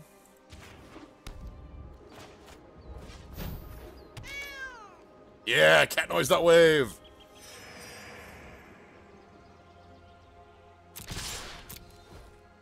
Pride Sovereign's gonna be really huge. So they have 6 mana right now? Oh dear, that 7 mana. Is it Plockaworm? Please. I beg of you. Play Plockaworm.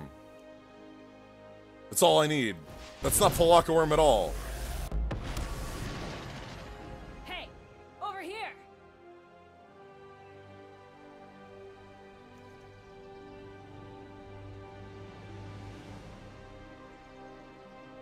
So they can activate the Cultivator's Caravan to block? Because it's crew 3 and they can 1, 2, 3.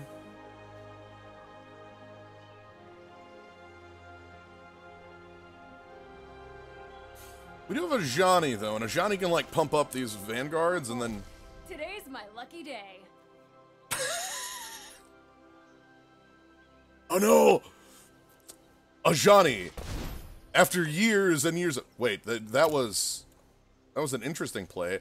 Ajani, after years of concentration and will, knows how to fight the tiny net. Only Ajani can fight this tiny net. But yeah, casting that means they can't block here.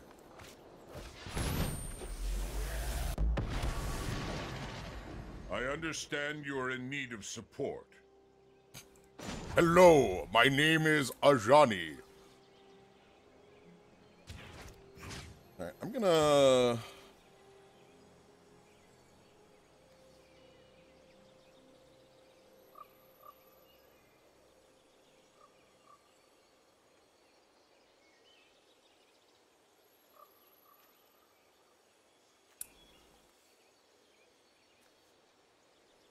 Let's go with this. Strength is born of struggle.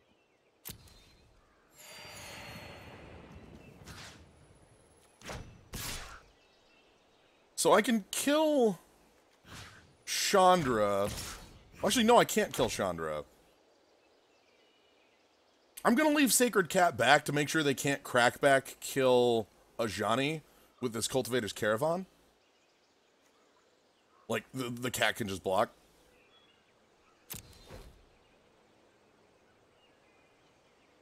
Sorry, it's always confusing when I turn into a conversation more than 3/4. Tiny nets. Heroic intervention shows Ajani, like, cutting a tiny net in half. And tiny nets... Pile of ashes! I just annoyed Chandra. Tiny nets in, from that set, there was the little Leonin that had a tiny net, was tapping. You got tapped if you got hit by a tiny net. But Ajani can prevent you from being tapped out. Yup, you're going down. Cool thing here, because of the changes to targeting rules, Chandra can't hit Ajani. Each opponent only. Ooh, Welder Automaton. Oh, that's a ramp thing. I guess they have this as like a thing to spend their mana on the outcast. But yeah, because Chandra said each opponent. Ooh, two-headed giant. What, they're sponsored? Yes, this is a Wizards of the Coast sponsored stream. That's why I have the Sly 09 preview. I have an account right now with everything in Constructed, and also have a number of Magic Arena codes to pass out that they also provided, such as this one.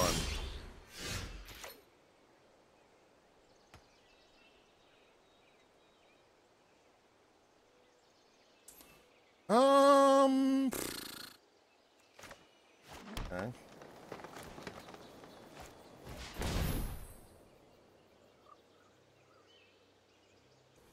So we can't get to Chandra right now.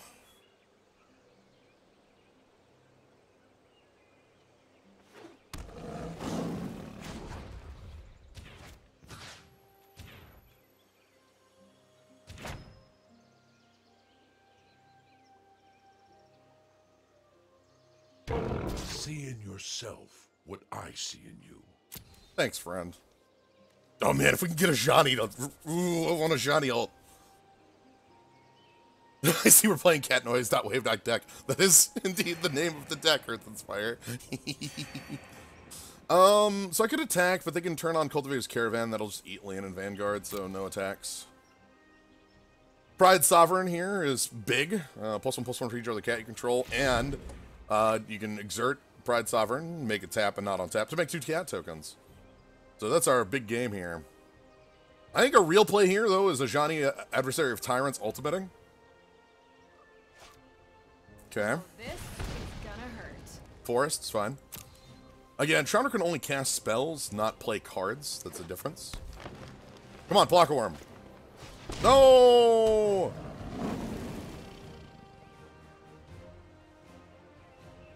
That doesn't block a worm at all. Hey, I'm glad everybody's making it in here. I see a bunch of people are making... Yeah! Oh! Alright, Regal Caracol. Cats you control have +1/+1 and lifelink. Also, get ready for cat noise.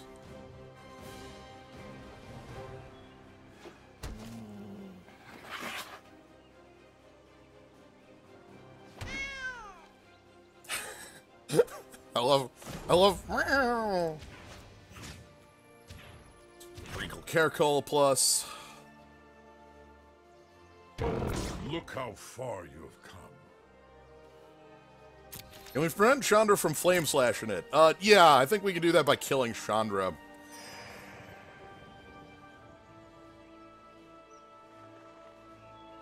Or our opponent, to be honest.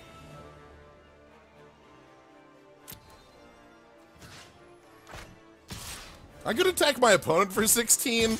Instead, I'm going to attack Chandra for 16.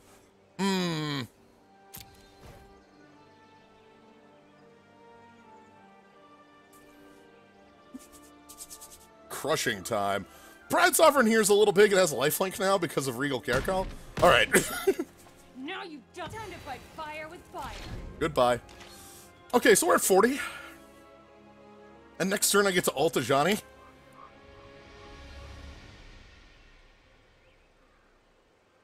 Oh, it's so good. Okay, pretty happy with cat status. Dot deck.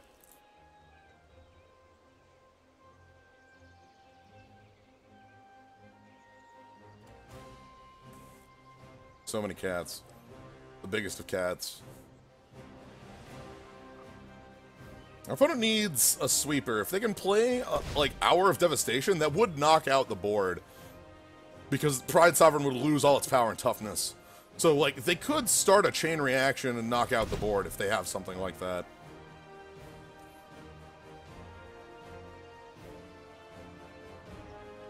Like, we're not invincible where we are. I can think of a couple cards that do a pretty big number on us. Ooh! And this is one of them. Territorial Allosaurus. That'll fight down Regal Carecall. We can't save it. So that cuts down on our power a little bit. Not too much, but, you know, that's a good place to be.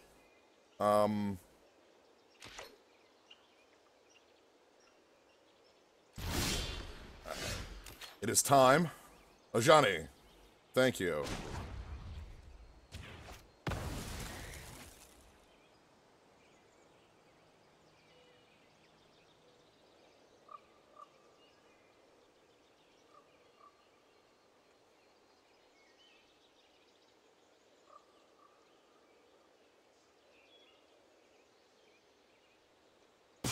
You do not fight alone. And then we play Ajani's Pridemate. So Ajani's Pridemate has, when you gain life, you may put a +1/+1 counter on Ajani's Pridemate.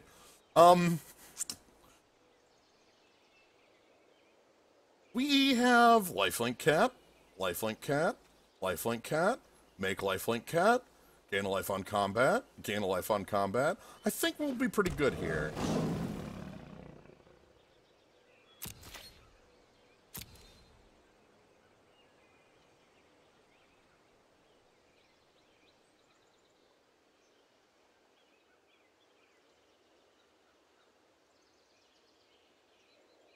Can emblems be interacted with? No, this little emblem is unstoppable.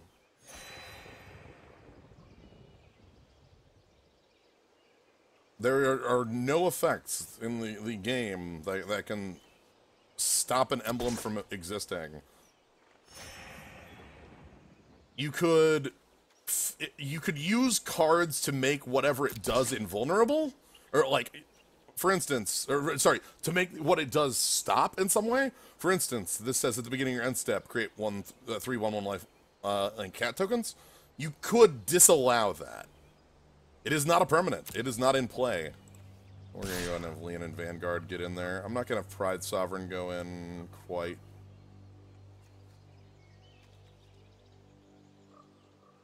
I probably should.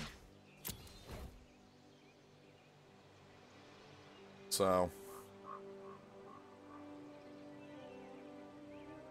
But yeah, there are no ways of like, outside of ending the game, there is no way of stopping an emblem. You would need to literally, like, Scheherazade to get away from it.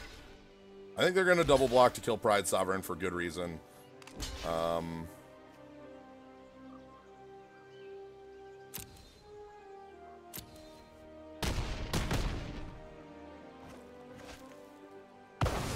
Isn't Karn Robo-like? I fight for my friends. Hey, cats! Ooh, I like them. So, okay.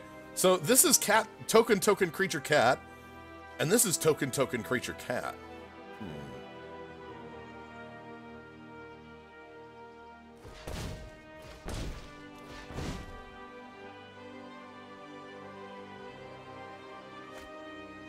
Ooh, okay. We want a big Llanowar elf. That's not gonna be enough to stop me. Oh, it's time! Our destiny has come!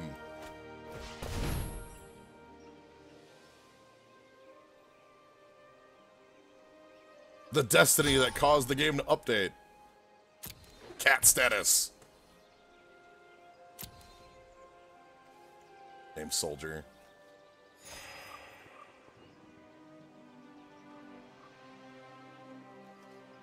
Can I always yes to this? I don't think I can always yes to that. Oh well.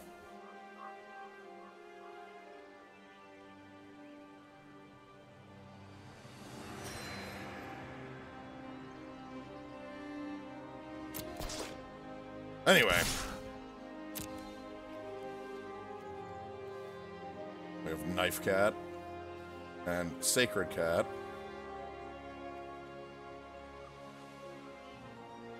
Yeah, let's just every chip forward. City's Blessing is also another uninteractable object. How does Exert and Vigilance interact? Well, actually. If you exert, like if you have a thing that says on attack exert, and you exert, it will prevent you from untapping next turn, but you're still, like, untapped, so it doesn't matter. But, like, so, very good. The question was asked, is Karn Ike? And I want to pull this up for you. Evil must not be tolerated. I advise that you yield. I will fight with honor. Come on, give me the line. I will fight for my friends. Yes, so, Karn is Ike.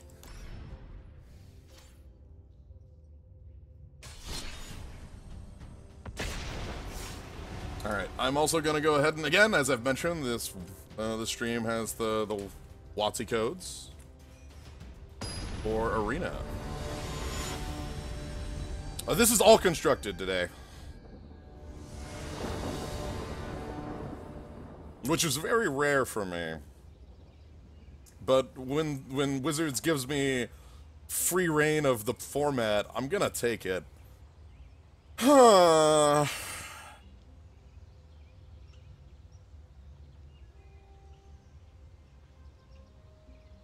think this is gonna be the first questionable keep of the day. Let's go ahead and go with the questionable keep. Oh, that changes things considerably. Thank you, Plains. Ooh, our opponent is doing some long game stuff there. Alright. The reason I kept was because we were going second. If we were on the play, I would have mulliganed that hand. Because the odds of drawing that third land would have been too low. I think I want Adorned Pouncer. So Adorned Pouncer has double strike, which means it hits first strike and normal strike. Radiant Destiny pumping it. Ooh, is our opponent mono black? Oh, our opponent's mono black. Interesting. Alright. I'll put down Pride Sovereign then.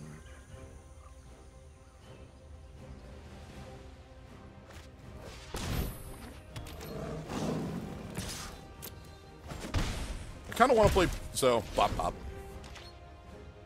So, I kind of want to, like, force our opponent to do something, like, they might Chupacabra here would be a strong play, but I want to force them to make some sort of, like, forward progress play rather than a not forward progress play, so. Alright, if I can draw a land, that would be great. Excellent. So, Radiant Destiny is here. This is one of the uninteractable cards for us, as our opponent's mono black. They're very unlikely to be able to touch Radiant Destiny. Okay, smart choice. Fatal Push. Destroy 2 cost or less creature. Get rid of our Pouncer so they don't, you know, die.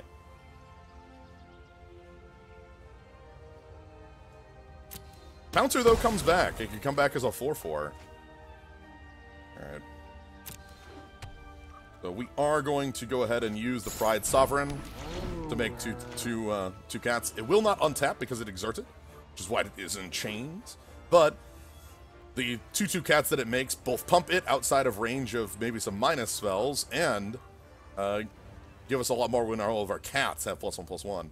If we can get to 10 permanents, we can get Vigilance for all our creatures. And Vigilance on the Pride Sovereign matters a lot, as you can move forward attack and still use its ability. Our opponent's trying to play a lot of land things here. I am willing to...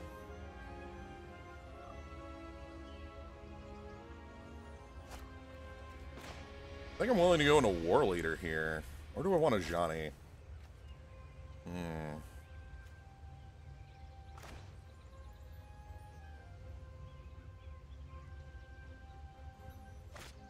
Like I can pump both cats, hit for 6.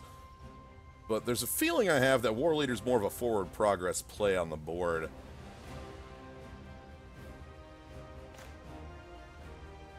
Yeah, let's go War Leader. We have a cast out too, which is nice if like things get a little too spicy.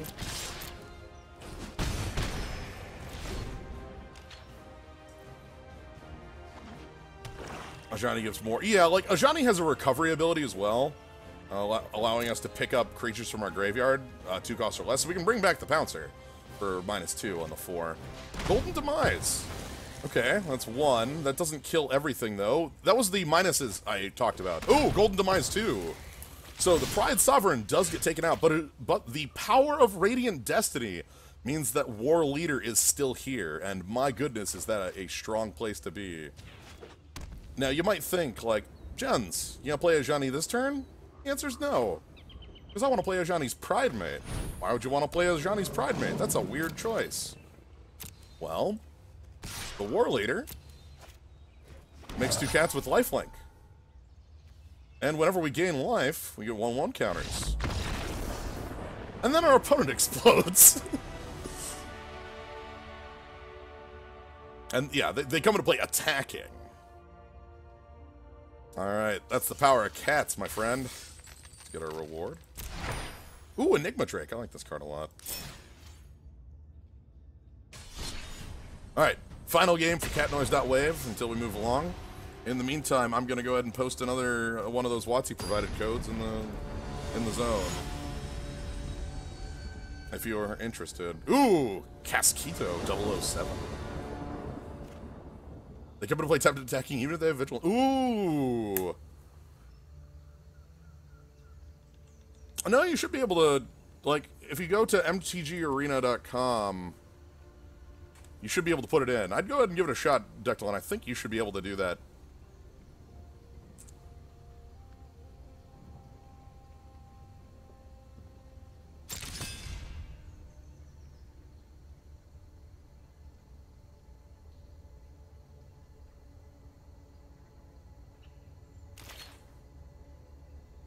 All right.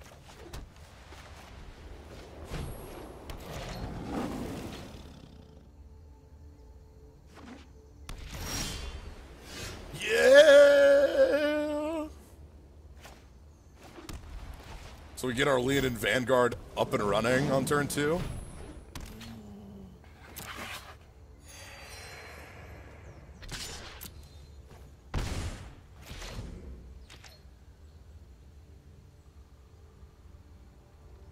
So these get +1/+1 and gain 1 life if we have 3 creatures, and that's a pretty good start.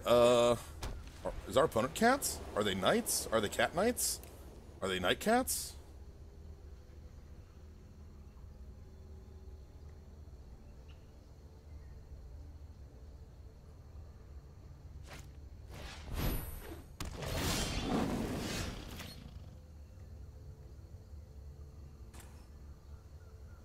Okay. I think they're cats. I think we've entered the mirror match. So here's a weird thing about the mirror match. The mirror match is decided by who can get one of those, like, gigantic value engines online first. Be it Pride Sovereign, be it Ajani, things like that.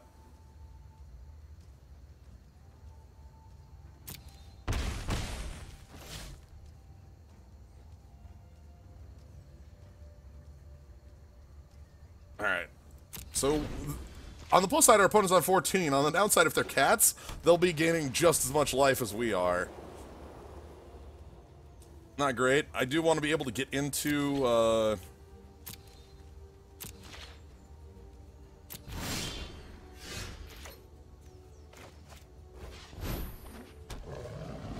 Alright, hopefully the beatdown works. Maybe our opponent is off their green and that's causing them harm.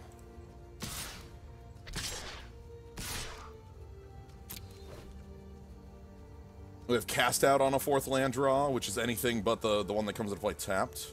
For sure, damage. Put our opponent to 8, though, is nice. We might have them. I mentioned value engines, but just being able to run down our opponent before they get anything going might be enough. Like, if they have to play a Johnny here, like, we can sidestep. Ooh, they do have a War Leader. War Leader with the Pride Mate is a strong place to be. If I can draw into a land for Cast Out on their War Leader, I think the game ends. Ah, Pride Sovereign. Oh, that's tragic. I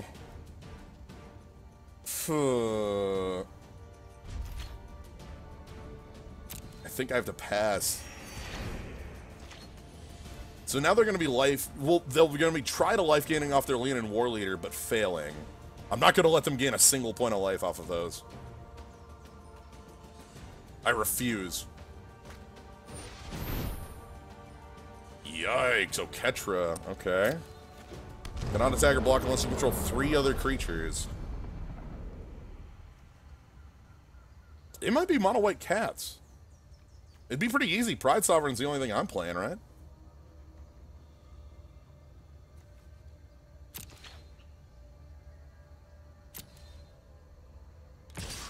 Okay, so here comes Leonin War Leader. But this, I think, is a mistake. So, Leonin War Leader comes in. Oketra could attack now.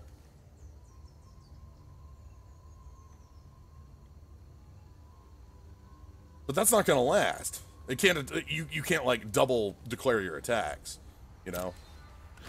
So we get to block these with the double strikers. Double strike means first and normal strike, meaning it's like quick draw, you know? You know, we're going to hit. They're not going to gain life. We're just going to take 4, which we can easily afford. So now our opponent only has the Pride Mate as their final line of defense. If I can draw into anything that gets us moving, anything.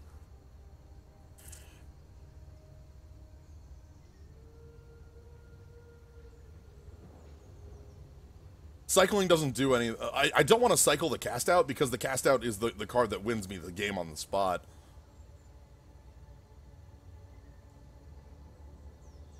I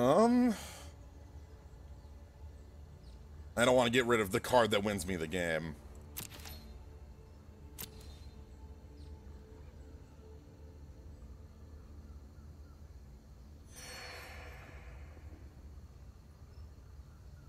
So we get to all out and they go down to 1 because they have to block like either a Leonin Vanguard or a double striking cat. They go to 1, then they go back up to 3 on Leonin War Leader coming in, and I think we should, again, hopefully be able to kill them from there.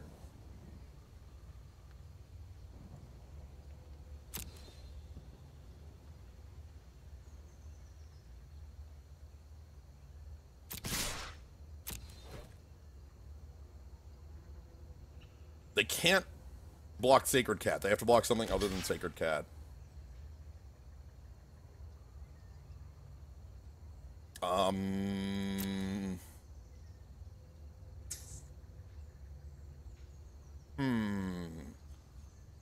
They did the thing I told them they couldn't do.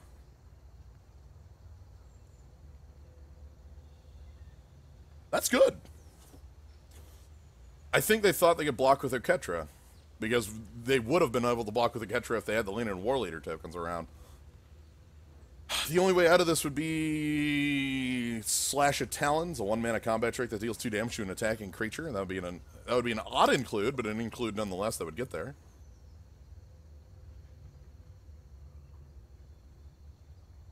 You're right, Huzzah. It's not can't block, it shouldn't. I believe they've figured that one out here, and I'm very sorry for our cat friend here. +2/+2 gain 2 life, that would do it too. I would expect Slash of Talons before I'd expect that.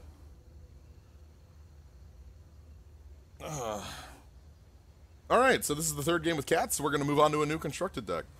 Is Cycling Renewed Faith 1 mana in instant? Cycling Renewed Faith is 2 mana in instant.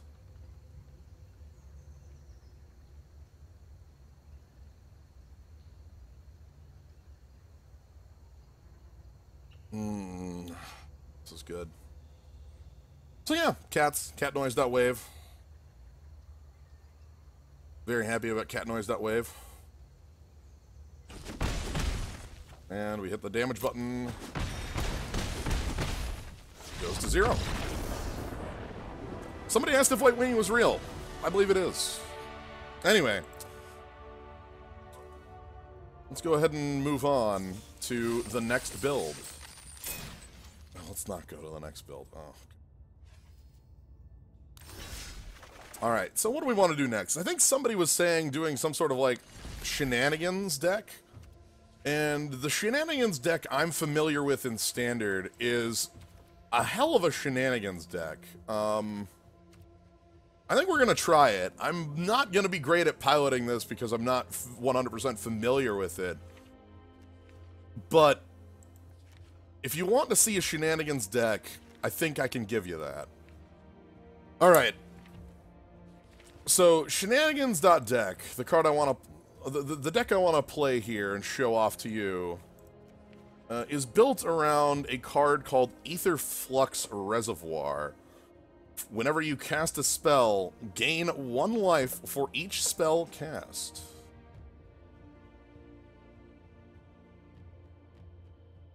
Is it harder in Magic to dig through powerful cards, file, pick a thing, and try to build around it than in Eternal, say? It's actually easier because you have a 60 card deck instead of 75, so you can count on a powerful card being able to find it, I guess. So Ether Flux Reservoir, whenever you cast a spell, gain a life for each spell you've cast. Pay 50 life, deal 50 damage. So we're going to fire blood. How are we going to fire blood? Well, what are we going to need? We need cheap spells for blood. All right, what sort of spells do we want? Mox Amber? We got Mox Amber. Good. What other cheap spells do we want? Ornithopter? You got it. What other cheap spells we got? Fountain Renewal? Sure, let's do that. Renegade Map? That sounds good. I think I want... Where is Prismatic?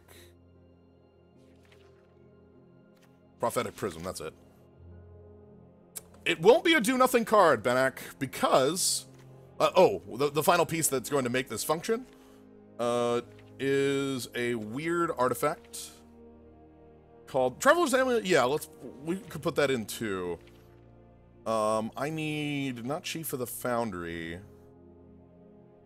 Not that. What Inspiring Statuary as a 3 or 4. What does Mox Amber do? Add 1 mana of any color among legendary creatures with planewalkers you control. In this deck, it's a 0 mana artifact. So you're asking, well, Jens, you have a bunch of cheap artifacts. What are you doing? What's the game plan? Well, I say to you,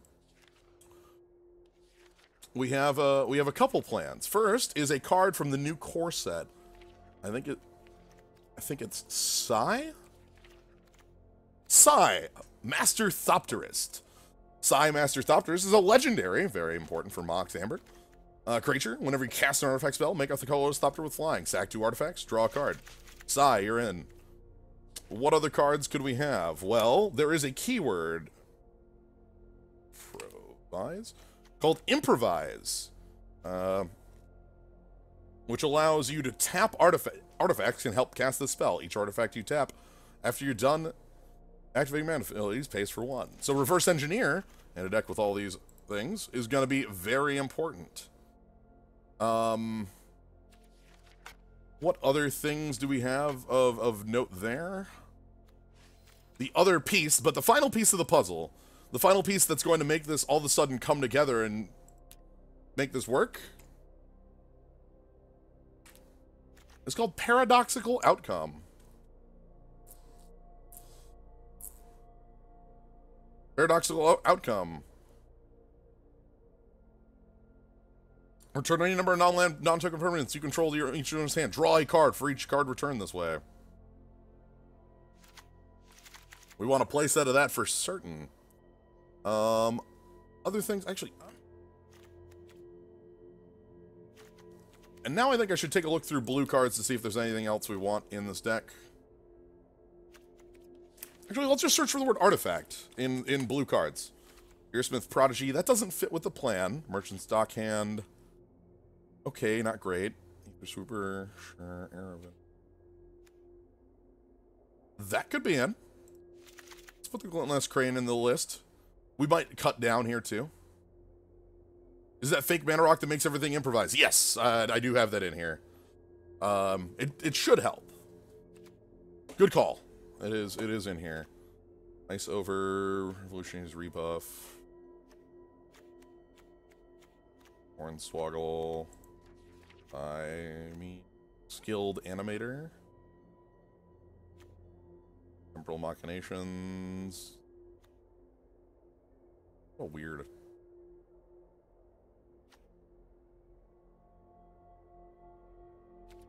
Kifton's Last Word. Nice production.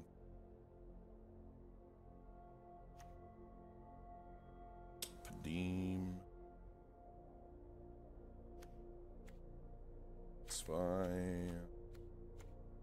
Ooh, hold on. The Antiquities Wars gives us... What do you think of the Saga? I think that's a reasonable include. I don't know if it's going to be the win con, but it's definitely a play. Brawl's expertise. Hold on, actually that might be real. That might be reasonable.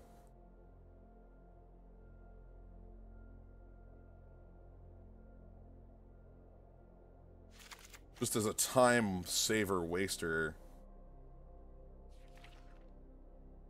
Metallic Rebuke would be a fine inclusion, so is Whirl of Invention, but I kind of want to leave, I kind of want to go all in on the combo side of things and not go with, just assume my opponent will not stop me. That is the game plan.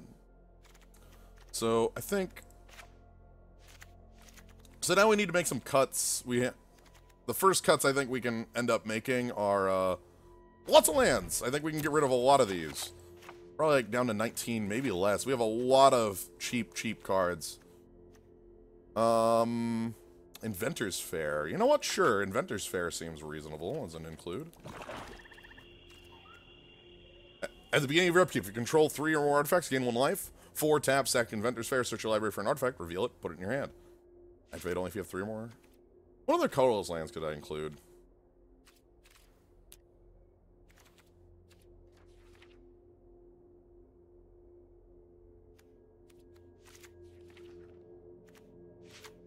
Let's go like that. Alright, and then I need to cut 4 cards. I don't want to go too low on blue sources. I shouldn't include the Scavenger's Ground. Again, I said we're not going to include that sort of stuff. They're free, but not 100%. So, because I do have double blues, like, I need to be able to hit them. I do have Prophetic Prism to, like, filter, but... One thing, you have no max hand size land. I don't know.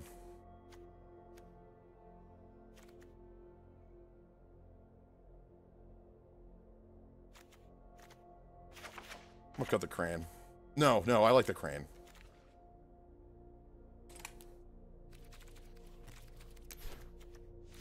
I like the Crane.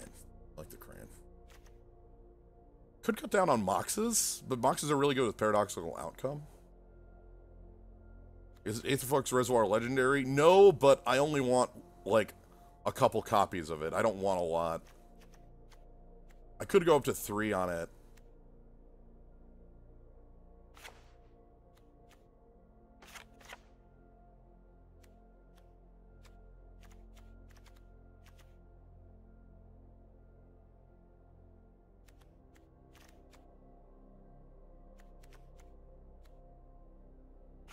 Alright.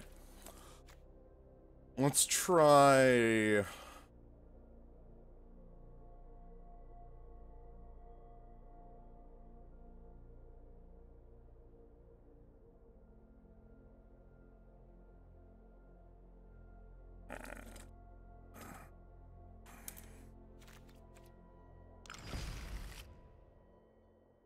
Okay. Let's get our Paradox engine running. And I think this is a deck that will show better than it will, look. So the idea is using Paradoxical Outcome to pick up a bunch of cards, replay them, and play like 8 spells in a turn to gain so much life that I can fire the pile of, fire the cannon. I think we'll take a loss to not being familiar enough with the deck, but we'll see how it goes. It's Storm, yes.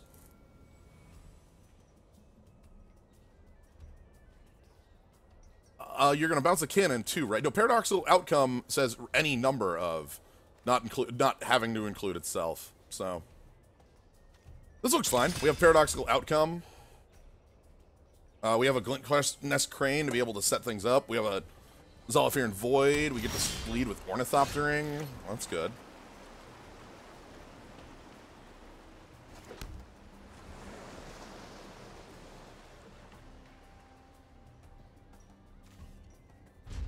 We kind of want to hold this, I suppose, until it's relevant.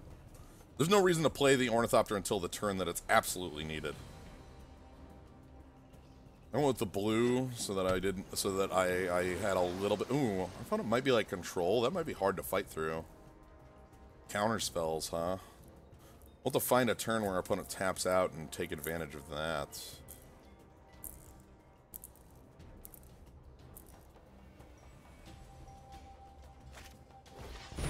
That's gonna be few and far between in this feel.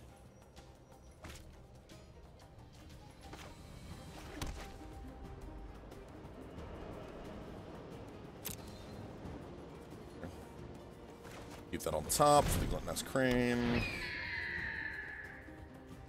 Statuary. If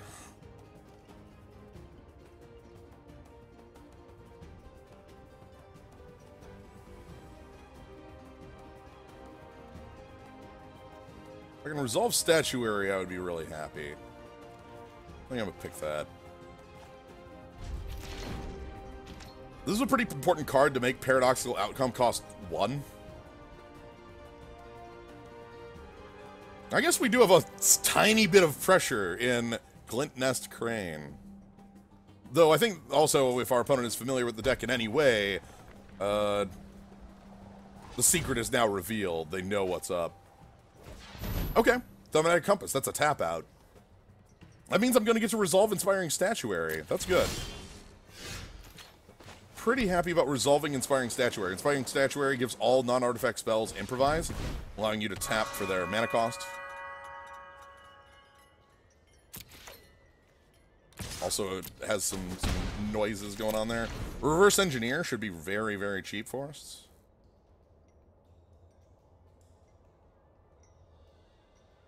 They might O-ring in our Statuary, in which case I think I would have to, like... I want to untap and then like be able to bounce my Statuary if they go for a cast out on it, something like that. In formats where it's possible to leave Aetherflux, Reservoir, Lifelink. If something has improvise, does it stack? No, it doesn't. The double improvise doesn't do anything.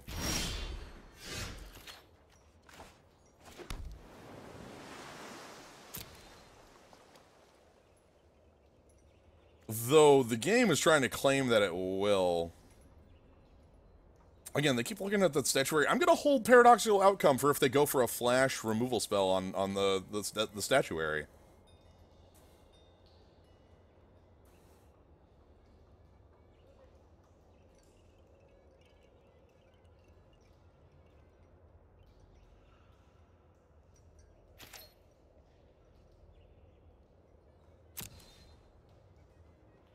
So post-combat, I'm going to play the Thopter because that'll make the Paradoxical Outcome easier to play, and I can also pick it up.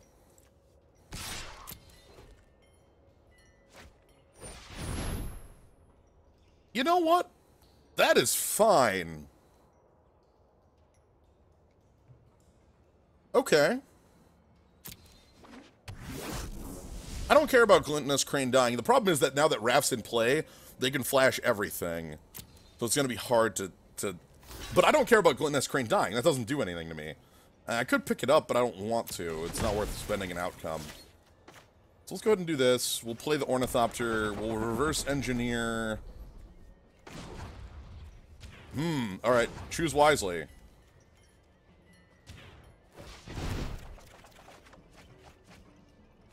Okay, there's our Reservoir. So we just need to resolve Reservoir.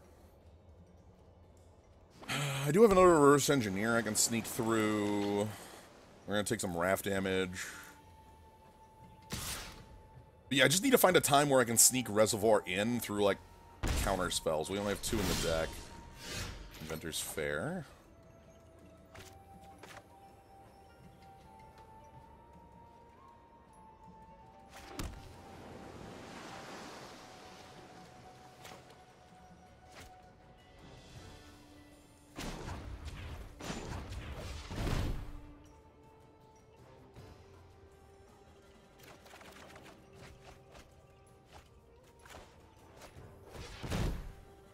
Prophetic Prism, draw some cards. We're tapped out, so they're going to flash in like Lyra or something here.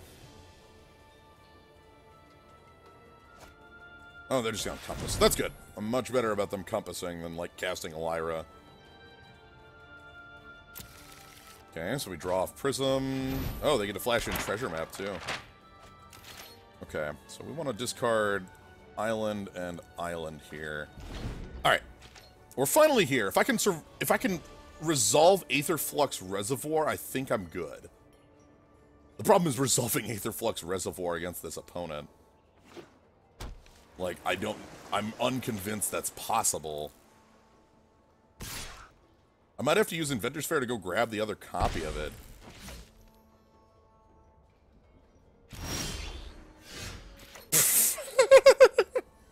Or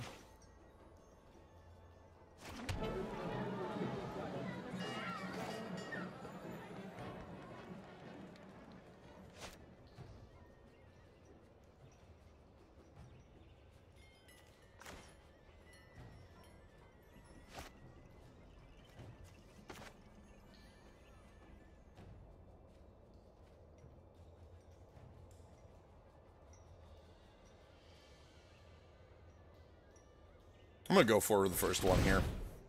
If they have counter spells, I want them to use them, damn it. And they have Treasure Map to like, and plus Compass to like get to their counters quicker.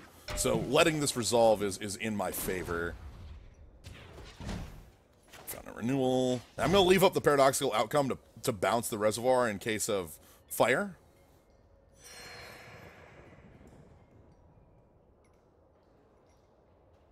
If they go for a, you know, a counter on it. Or they go for a cast out on it. So. We're in a good position. We're in a very good position. So. For every spell we cast in a turn, we gain 1 life. Okay, Compass.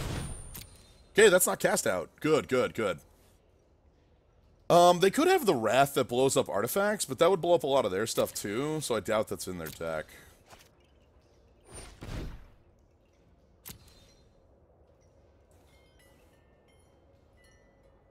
Alright, I hope you're ready for how this functions. It's pretty silly. I'm excited to show off how this deck functions to y'all.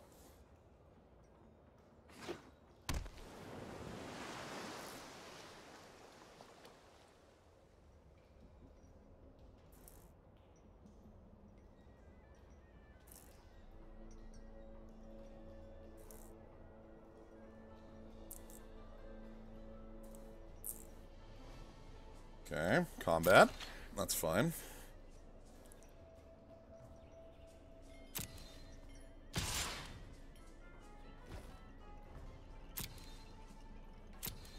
The other reason I need to leave the outcome up is if they go for Ixalan's Binding, I'm just out.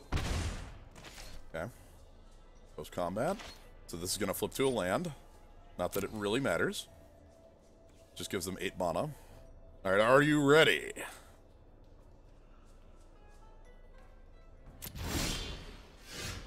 So we gain some life. It's good. We need more life.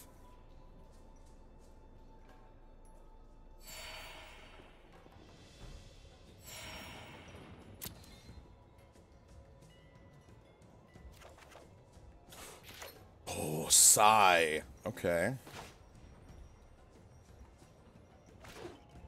I think I'm going to go for sigh here.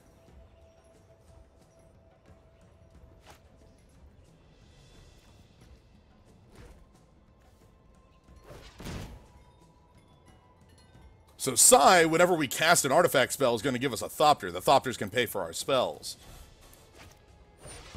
Hornswoggle! Whoa! Okay. So no Psi, that's fine.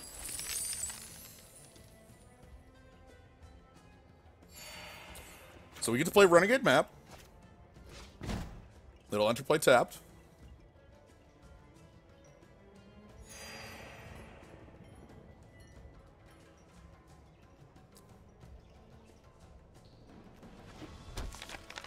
Then we're going to Paradoxical Outcome. Target any number of things you control. We want to target the Fountain of Renewal, the Renegade Map, the Prophetic Prism. I want to leave the Statuary and the Reservoir. So those are our targets. Pay 3.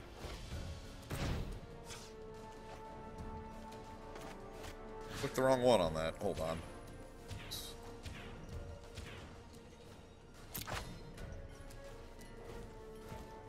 Tap for Improvise. Okay.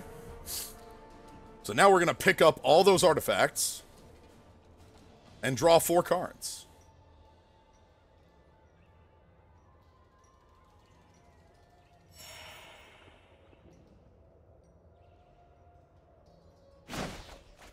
One, two, three, 4. Alright, I want to play out Ornithopter again.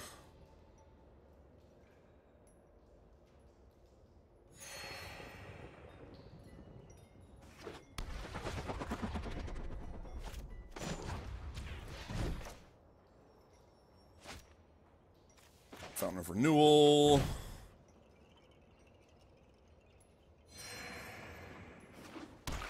And cast Psi.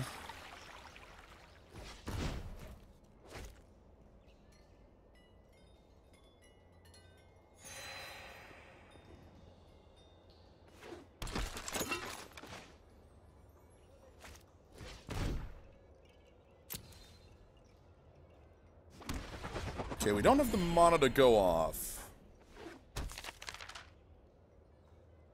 Or 43, though.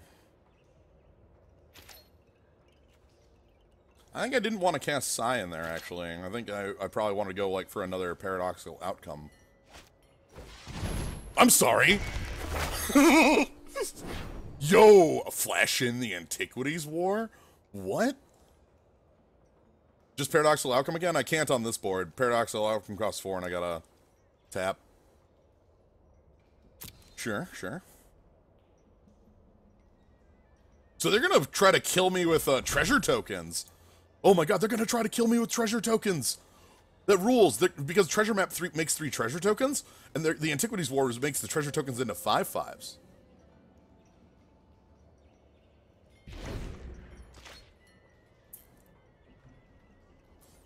Yeah, don't worry, I'm still working on, like I said that pilot error was most likely going to be something that affected this one, and I'm fine with that.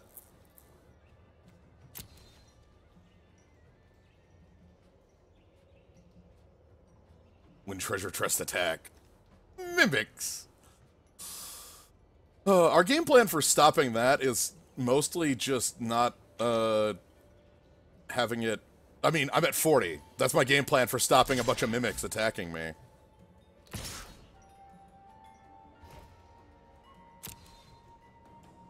Power up the base cannon.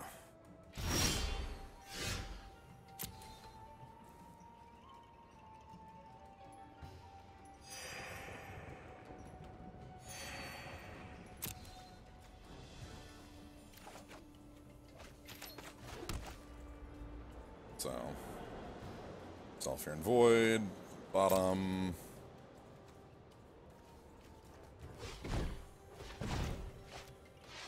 Prophetic Prism. Get a Thopter. Get a card.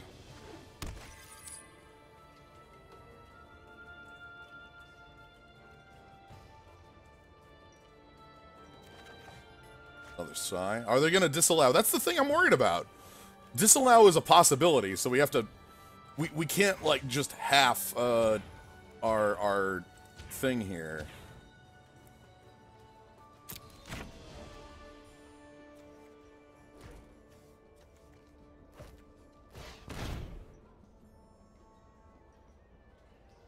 Alright, Paradoxical Outcome's a real good shot, though.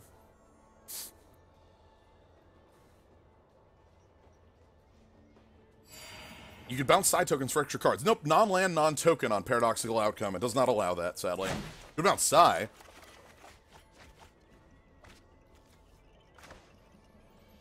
Ornithopter.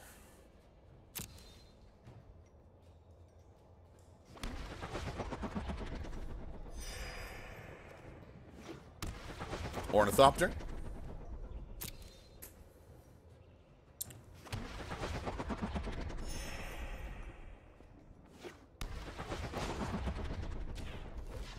I love that there's like a scooter going on.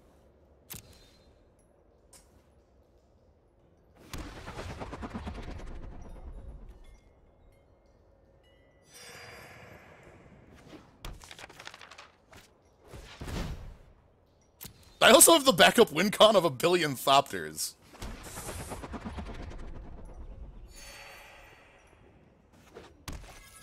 Shouldn't we blast him before he bounces Aether Flux? The thing there that makes that not terribly relevant to us is that the Aether Flux, we can respond with it.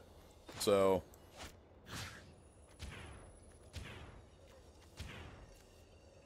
Prism... Net... Tap some more Ornithopters. And we're at 63, so...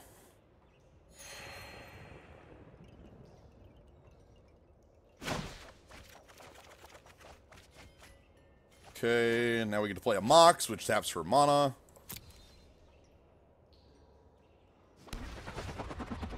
Thopter noise keeps happening.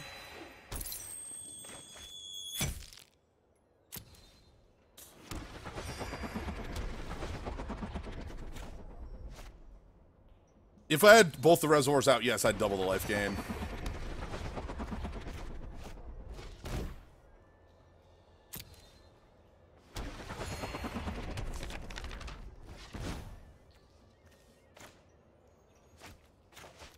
Alright. It's time to just unload the shotgun. Pay 50 life.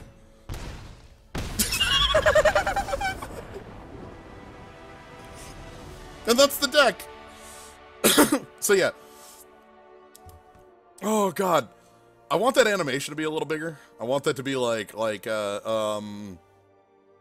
Kane President Art, did you link Kane standing in the temple? That's what I'm thinking of when I think of a big cannon blast like that.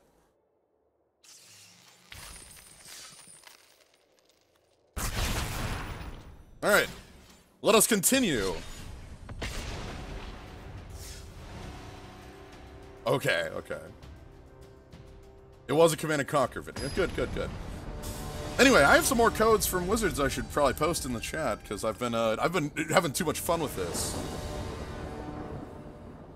So yeah, if you're interested in playing Arena, here's a place to do it. Oh, this looks nice. Fountain Renewal, Crane, Outcome, and a Reverse Engineer. I'm in. So getting Fountain Renewal down early is nice. It makes our clock easier. Like this slowly gains its life.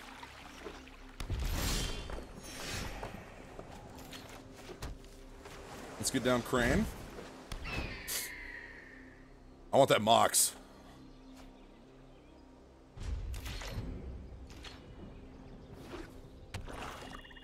Ooh, Kari Zev. Inspiring Statuary.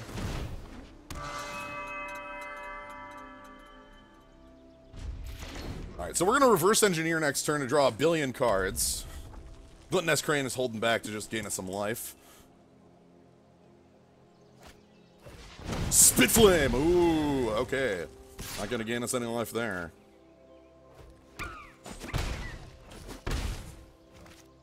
So yeah, this makes a monkey token. Okay. So let's go ahead and... Yes, I want that on top. I'm gonna go ahead and play out Ornithopter, Reverse Engineer. Okay, with all the improvising. Okay, we get a bunch of lands. We have a paradoxical outcome, though, which is good. I think next turn we might be able to get things rolling. I want to play the Reservoir next turn. I'm holding the Mox Amber because that's life, you know? So the good thing is, like, I do have a way of stopping... Okay, so, yep. Look at this monkey token. Come on. There, monkey token.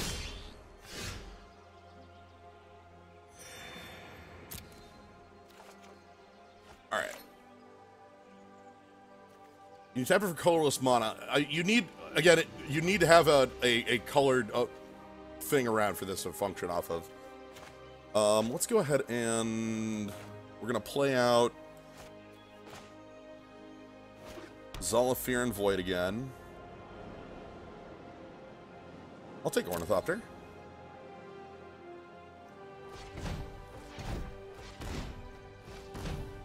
Aether Flux.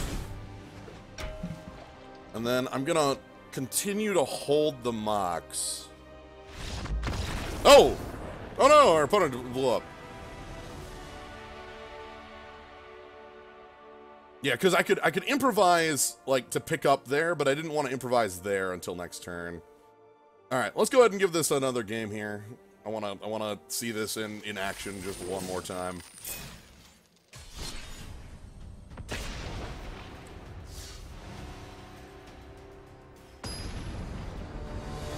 Their deck did never... Alright, also I can post another one of those WotC provided codes. There you go. Oh, I'm in. Keep. This looks good. Statuary. We need some card draw in this hand. Like, we need a Paradox, or something like that. But Fountain of Renewal can break if things go very bad. But yeah, I hope you all get a chance to try this out. Ooh, okay. Get down second Fountain of Renewal.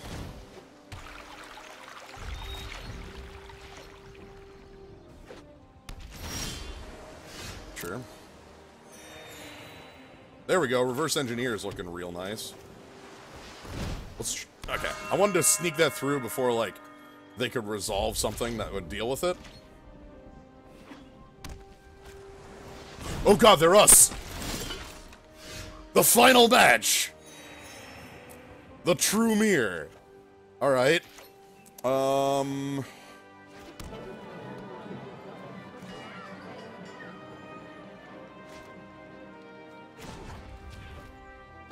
But they have Psy, which means they can combat fight.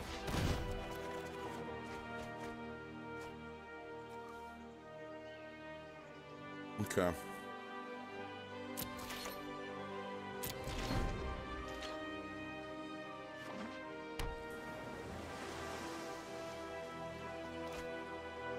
Aether Sphere Harvester, huh? Okay. They look like they have more of a combat focus than us. So we gain a bunch of life still. One.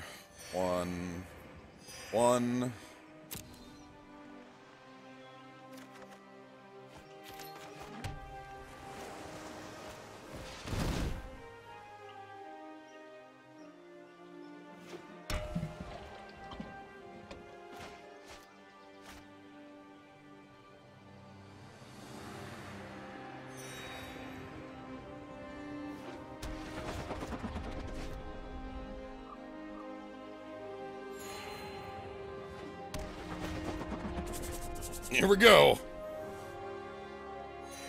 So we're at 36. We have blockers. Ooh. I didn't realize that had a tiny animation. I missed that in the last game. Alright, so we need to draw one of our card draw spells. We have Inventor's Fair to tutor an artifact. What artifact would we want? I also could just pop the Fountain of Renewals for 2 draws, and that's probably a good plan. We need to draw one of our paradoxes.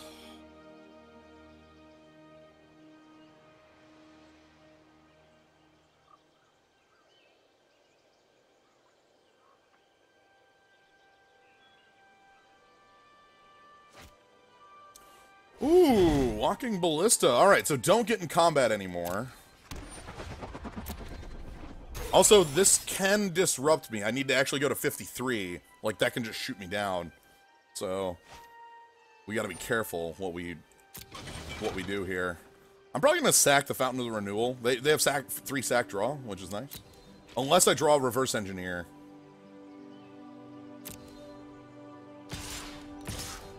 Alright, so don't block. Don't block, just take 5. No block. I don't want my Thopters in the line of fire.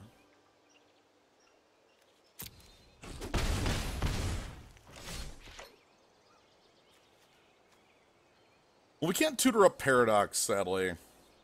Tutors for an artifact. Okay, we do get our 3 life gain. That's good.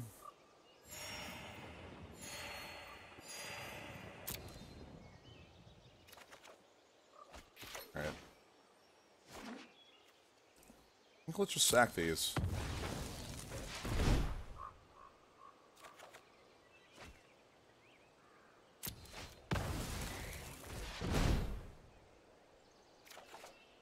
Okay.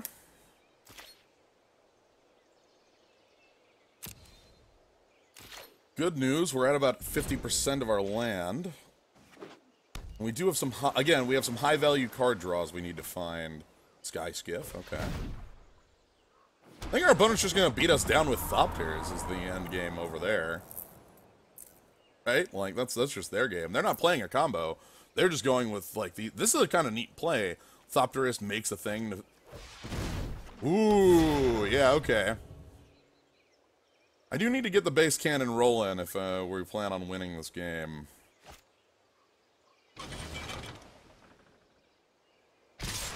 Yep. All in, no blocks. I probably don't have the leisure of doing that next turn. Lifelink is irrelevant. Okay, gain 1. So we need to draw one of our draw 3s or the paradoxical outcome. That's neither. Let's sack this. We're gonna go grab...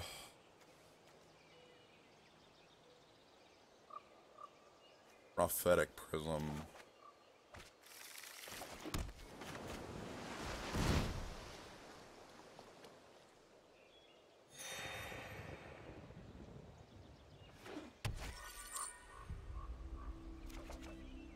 Okay.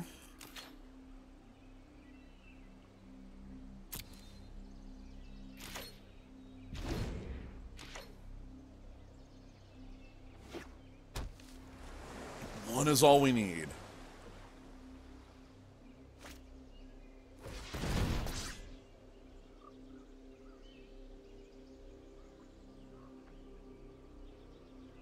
I can take the hits here. I have one more turn of being able to take the hits. This won't last any longer than one more turn. That's irrelevant.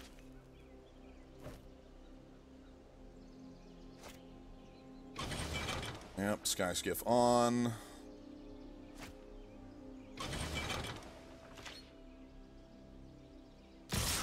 Here comes a lot of damage. Yep.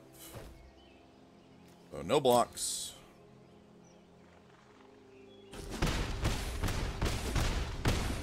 Alright, so we need to draw the draw 3 or Paradox. Alright, I believe that puts us squarely in the loss.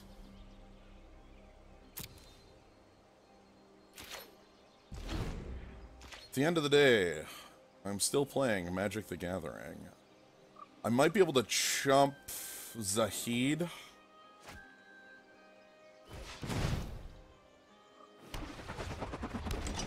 I like their deck. I like that they've got this, like, vehicle thing going on. It's nifty. Okay, they're just gonna blast Ornithopter out of the way. 5, 6, 7, 8, 9, 10, 11, 12, 13, 14. I'm dead.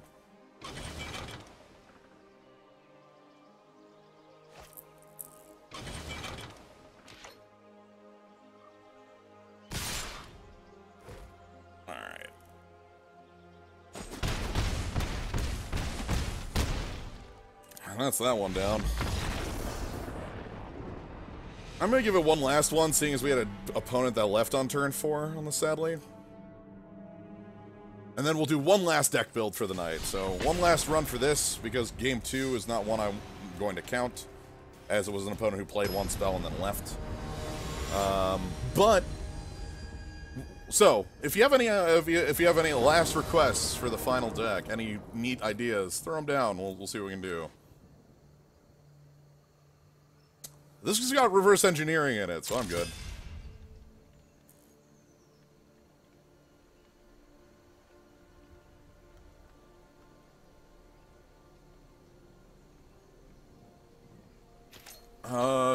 Just installed Arena. Any tips for newcomers? Karn's always great. Ooh, Giant Green Beatdown. I like that one. Also gonna throw another one of those WotC provided codes in the zoo here, so I can't type help. There we go. Sorry about that, friend. I didn't mean to waste your time. Ooh, alright. Okay. Is there a deck that has unusual win conditions you could make? Ooh, Dectalon, you got it in 1. Okay. Yes. I know what my final deck is. Alright. Actually, no, it's gotta be... Well, oh, God, we gotta do Palaka still. Okay, 2 decks. Sorry, we'll go a little longer, because I did say we're doing Palaka. So we have 2 decks. Palaka and the one that Dectalon said. We'll end on Palaka.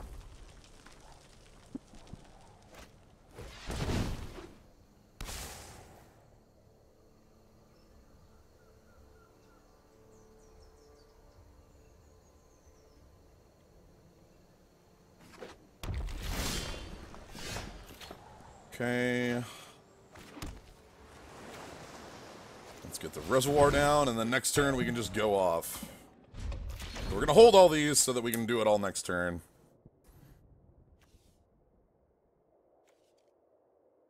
Hopefully that should just be enough.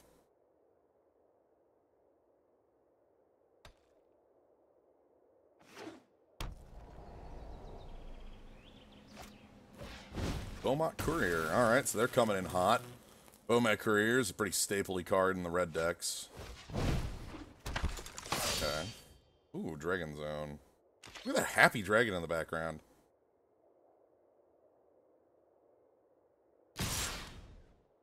Okay, the beatdown.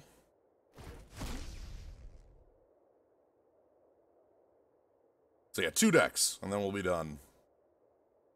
Hope you're all enjoying this. I hope you're having fun with this. This is, again, a very unusual type of stream for me. I'm not used to it, so... Hope you are enjoying the different thing here. Alright, so we want the land. I want the crane. Tap that. 1.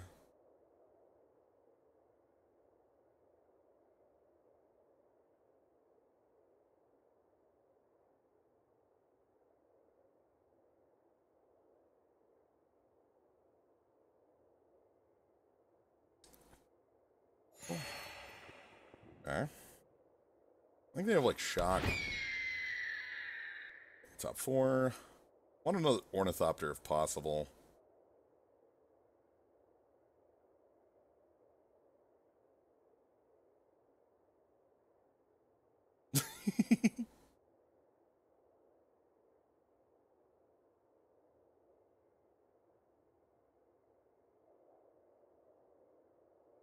Yeah, Thrashing Brontodon's the one that I would expect out of a deck like this. A Braid is the one that I would expect out of any deck with red source.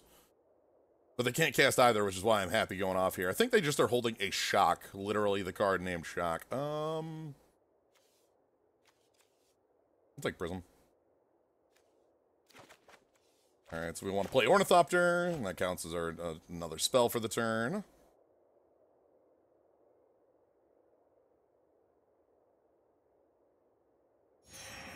Cool.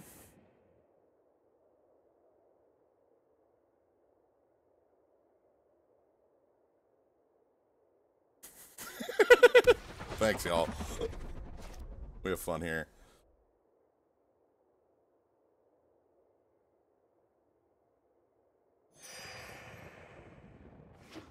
Okay, now we reverse engineer. Tap for improvise. Damn it, I picked the wrong one there. I had 3 options, and I picked tap for improvise, or add 1 mana of nothing. Alright, so draw 3. We get another Mox, we get another Crane. Let's go ahead and swap Moxen? Yeah, let's swap Moxen. So I want to keep this box. Then we can tap this for the improvise, play the Crane, get an Ornithopter, play the Ornithopter.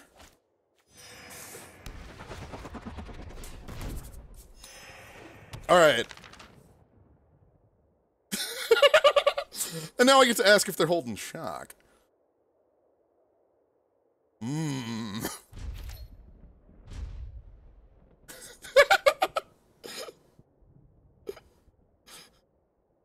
Guts.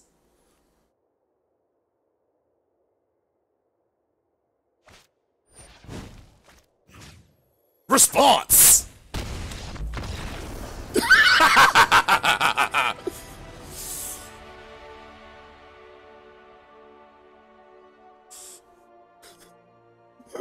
Moonstone Cannon Fire! Oh, God. Oh. That's the cannon. That's everything. Alright. So... Dectalon specifically said, are there any otter win cons? And that was one of the otter ones, but... there is an even sillier win con I want to give a couple shots. Liliana's contract. When Liliana's contract enters the battlefield, draw 4 cards and lose 4 life. That's normal. Begin your upkeep. If you control 4 or more demons with different names, you win the game. Alright, well, let's check out. How many demons do we have in Standard? We got a demon, a demon, a demon. That's a good-looking demon. Damn. A demon after a while. A demon. And a big demon. Bigger demons. Even bigger demons. That's a lot of mana. What if... instead... Arcane Adaptation. As Arcane Adaptation enters the battlefield, choose a creature type. Creatures you control are the chosen creature type in addition to other types. Same is true for spells you control and creature cards that you own that aren't on the battlefield. Alright. 4 demons, you say? I can make that happen. So, we need a lot of one-of creatures, and we need a lot of control-y creatures that are able to stay alive. So what kind of creatures am I thinking? I'm thinking Gifted Aetherborn is a good choice. We do want some life gain to be able to offset. So they need to be 4 demons of different names.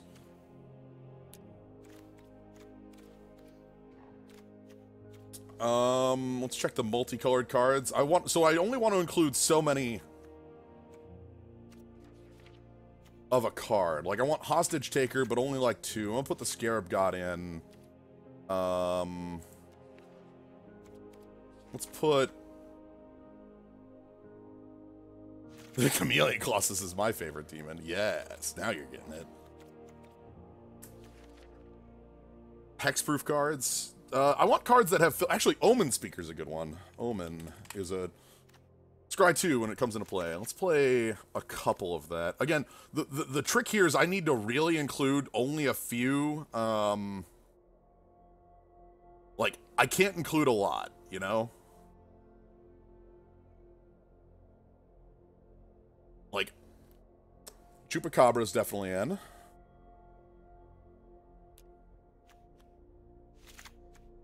I don't want looking at Chupacabra. That's... I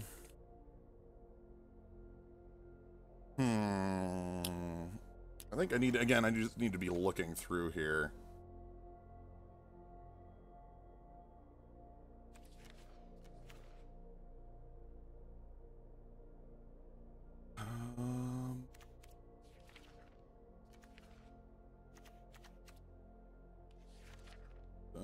Oh, Merfolk Trickster, you're a demon. One Speaker's a demon. Let's sort by creature.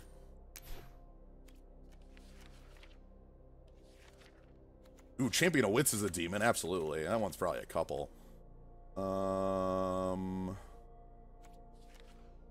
What things that play defensively? Killer Means, you're a demon? That's a good demon.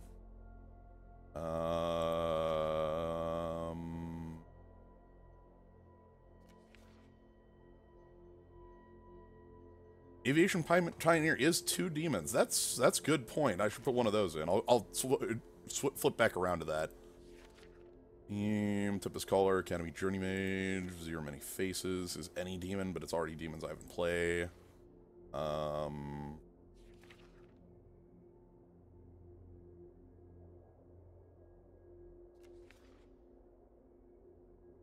Okay.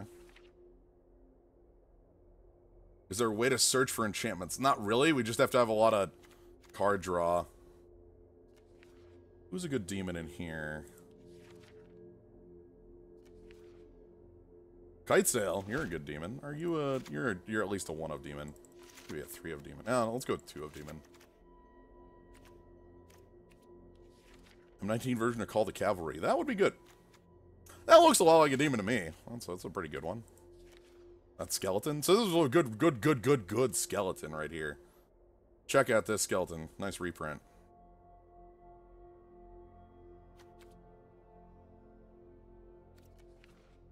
Bum bum ba dum bum.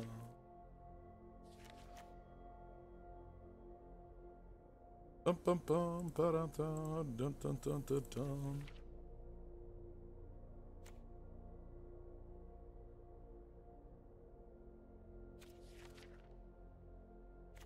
Shanti, you're a good demon. I play you. I already have the Chupacabras in there. I don't think I want too much expensive. Actual demons, like... Okay, 1/1. And I want Aviation Pioneer, because that's 2 demons. And then I want kill spells.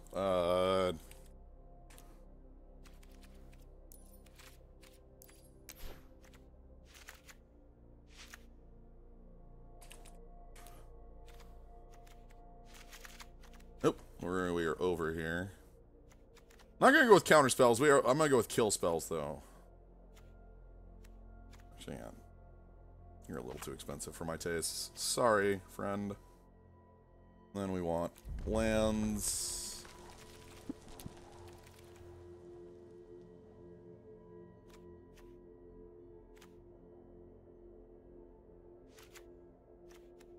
I want a Deadlands. I want a Rivulet as well. Yeah, Kitesail Freebooters up here. That's a little too many of them, I think. You're right. I wanted 2, not 4. Okay, we'll adjust for that then.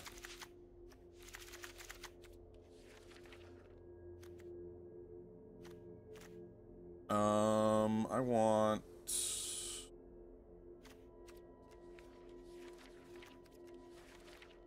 Palace Land?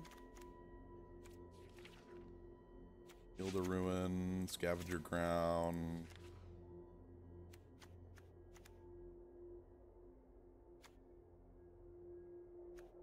Where's the other duel? It should be like... I think it's like Boneyard? Yeah, Boneyard. There it is. Okay. So let's go ahead and add in...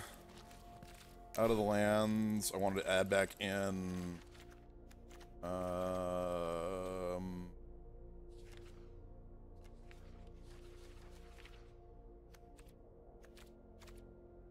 demons? What makes good demons?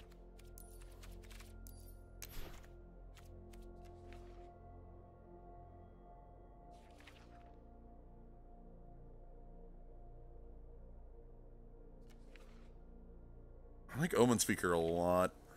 Can we get in one real demon? I don't know, Kavanaugh. That's a...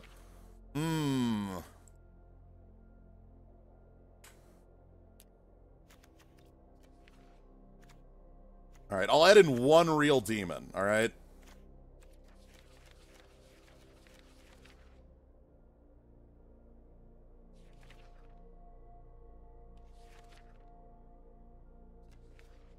Final demon will be...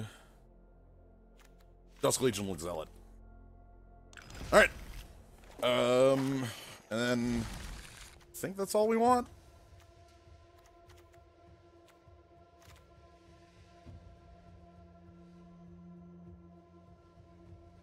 Oh, I just...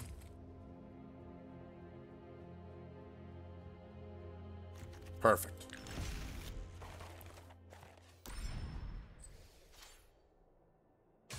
Alright. I think I'm only going to do a couple games with this, because I don't have much time left for me to fit this in. In the meantime, I'm going to pass out one more arena code that WotC gave.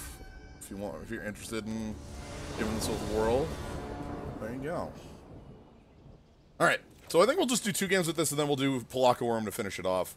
Gain adaptation. That looks like some demons to me. Keep. I'm in.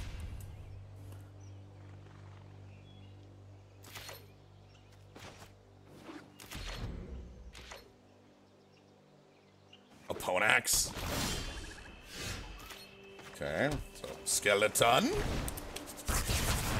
Skeleton! Skeleton. Skeleton. Oh, I'm such a big fan of reassembling skeleton. Oh, no! Oh, no! Okay, so we need to draw a kill... we need to draw into a Fatal Push to get that back, or draw into another Arcane Adaptation. Let's go ahead and play the Pioneer. No attacks. And now, from this point on, we kind of just have to... Like, Liliana's Contract would be a really good draw because it draws you 4 cards, so it's a really strong piece for this.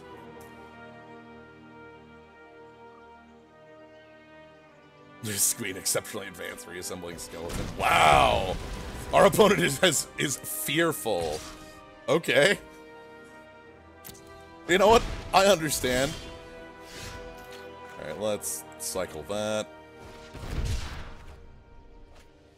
Need to play out Omen Speaker, which was Scry 2. Find us something good. Hey, 2 lands on the bottom of the deck, you say? That's an interesting and good play. Right, let's get in there with Skeleton. I'm happy with... Thanks, Omen Speaker, for 2 lands to the bottom. Oh my god, my opponent is like... This is not a drill! This is not a drill! Abort! Abort!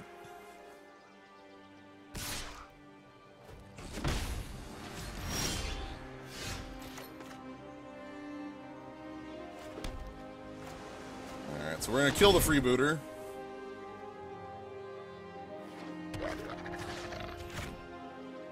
That'll get us Arcane Adaptation back.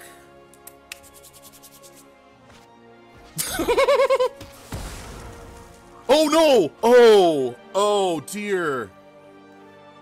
Oh, I'm sorry. Okay. I'm gonna read to you Fatal Push. Destroy target creature that, if its converted mana cost is 2 or less. Revolt. Destroy that creature if it has converted mana cost 4 or less instead. They did that before the Chupacabra, and with some spells like that, you'd think, oh wow, they have another freebooter. Okay. You'd be like, well, they can just, like, it can't be legally targeted. But the targeting... Oh, hi? They killed all my creatures. But the targeting on this actually is destroy target creature, and then if. So it's just any, you can target anything. Oh, nice final card in hand. It was Vraska's Contempt. Okay. So now we're in top deck mode.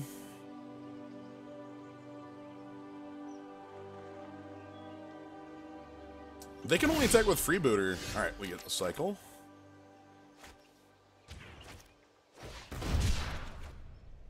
Yeah!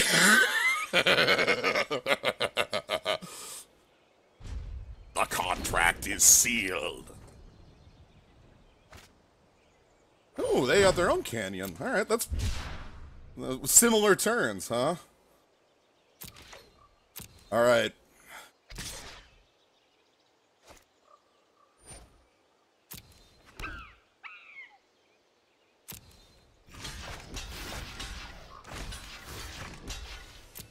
I'll try to kill Kari here.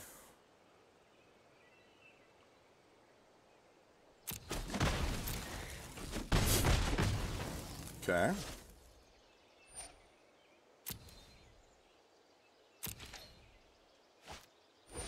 Oh, ha.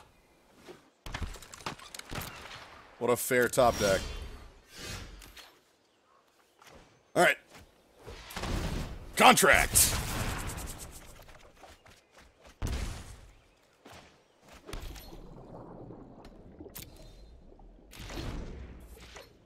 Oh, this is good.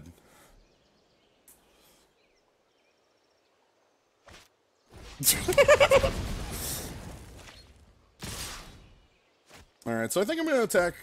I'm gonna block this here.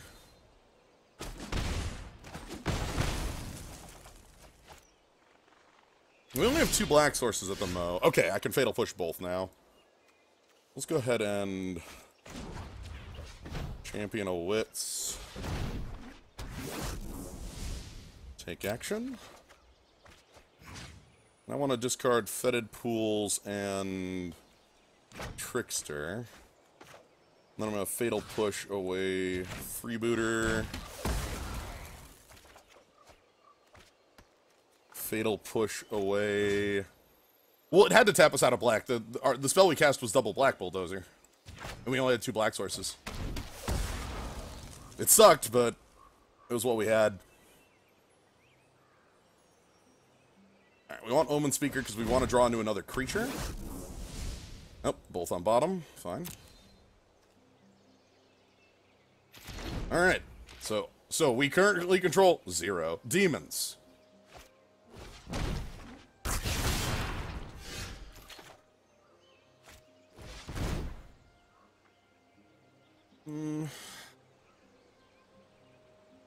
Demon.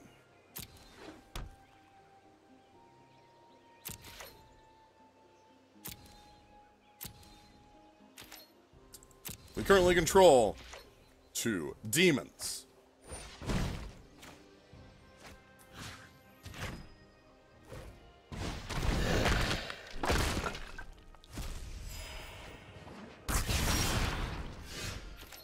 I don't know how I feel about that. The pact is double sealed!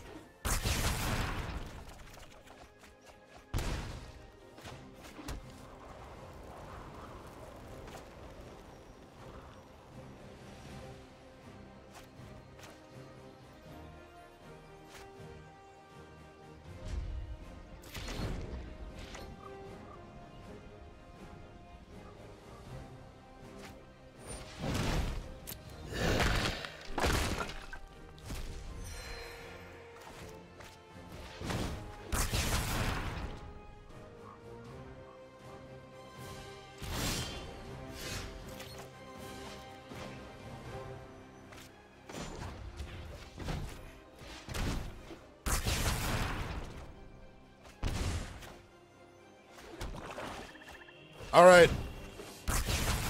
The 4 horsemen have been assembled. Dusk Legion Zealot. Kitesail Freebooter. Omen Speaker. Reassembling Skeleton. With your powers combined.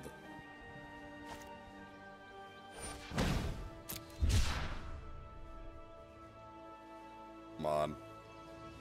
I summon... Okay, fine. I don't even get to Exodia obliterate my opponent. Dang.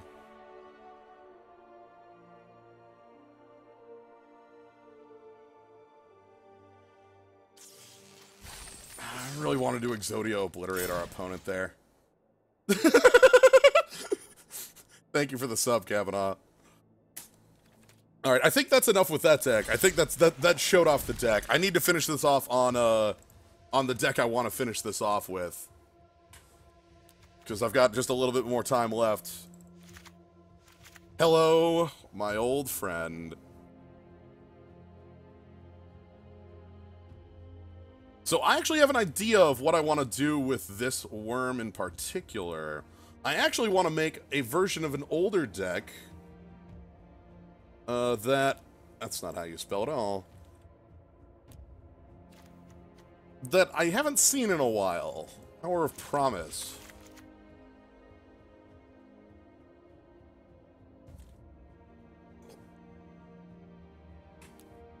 So I want... Oh, that's the wrong growth. Whoops. I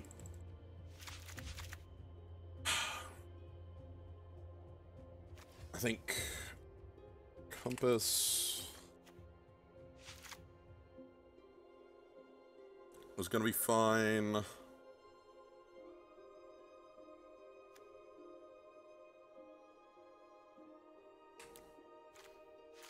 just go full hour.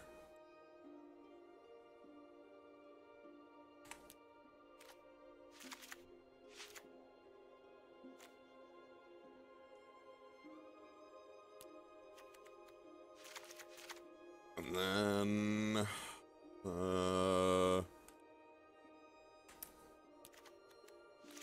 couple other cards I want to include if I'm including Banefire in the deck. Azor's Gateway is an interesting card if you can get it going. Draw a card, then exile a card from your hand. If 5 or more different converted mana cost cards are exiled with Azor's Gateway, you gain 5 life, untap it, and transform it. Tap, add X mana, where X is your life total.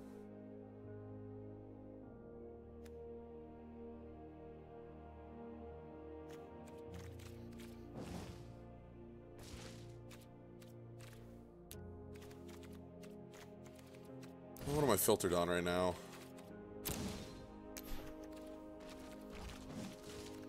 Okay. I'm playing Hour of Devastation over the Fumigate. I'm including the red because I want Banefire as our win con. I know I could include that without it, but I feel like the Hour of Devastation plays just as well as Fumigate. What other pieces can I include?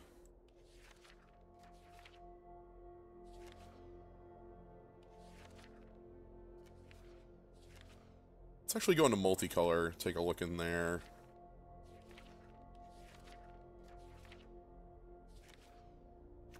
Roller, disciple.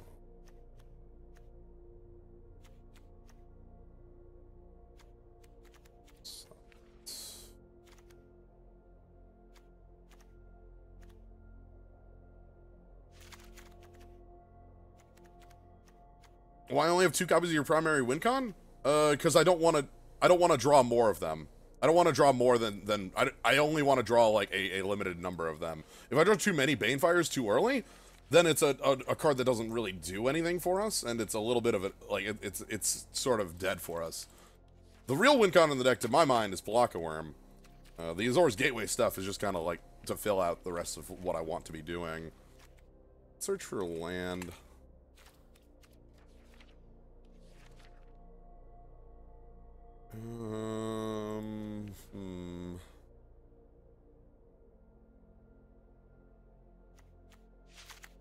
All of those would be fine. Actually, yeah, maybe not.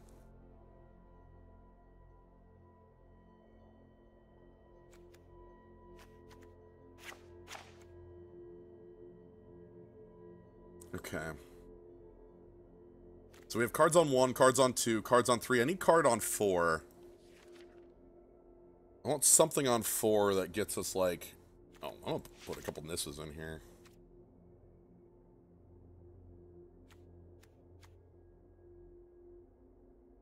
What does Nissa Nature's Artisan do? Oh, wow.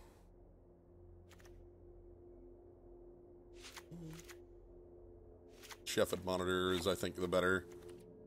What's the trigger on Azor's Gateway? 5 cards removed to it that are of different mana costs. So...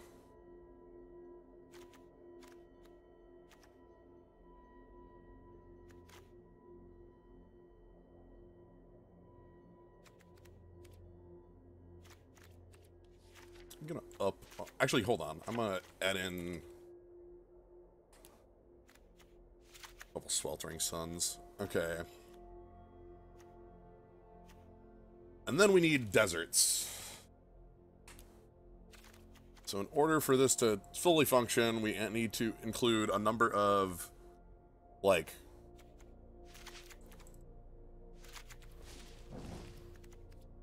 just cards that have the card type desert. So I want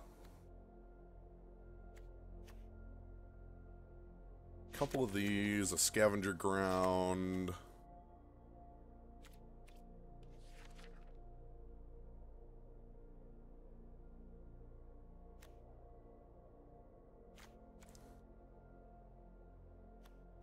Okay. And then like 2 deserts of these and maybe like a Hasep oasis. Okay. And then I also want to include, over in the land zone, I want to include an arch. It's a good card draw thing. Because our promise search for any 2 lands. And the rest of it should be duels. So, from there, let's go get our red-black duels. Sheltered Thicket, Rootbound Crag.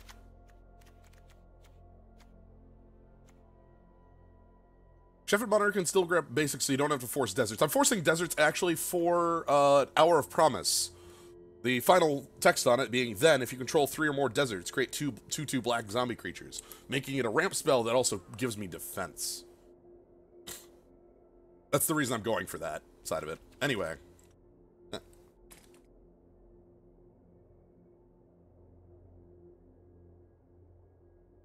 Laka. Alright. Alright, Palaka Worm. My best friend. You've returned to me in Standard.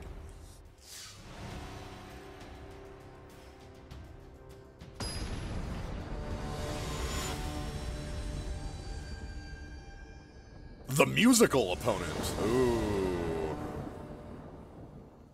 The other reason I wanted to add Azor's Gateway is that it cares about your life total, and Palaka Worm is helper there for worms. I don't like this hand. It's all a bunch of huge stuff. I'm gonna mulligan and see if we get something better on No Lander. Uh-oh.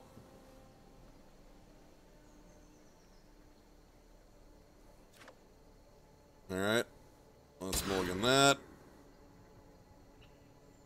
Alright, this is the same hand as the opener. Our opponent's on a mold of 5-2, though. Alright. I guess we just get to sort of slap fight, is what I'm looking at. I'd put Hour Promise on the bottom. So yeah, 5 cards to 5 cards. Here we go.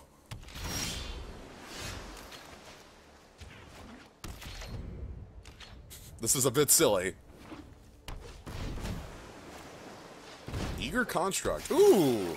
Each player can scry 1. Comes into play. Let's take a look at what we got. Yes, take action. Palaka Worm, I'm sorry. Well, you'll be back. We have shuffle effects. We need to find land right now. How Sip Oasis is that?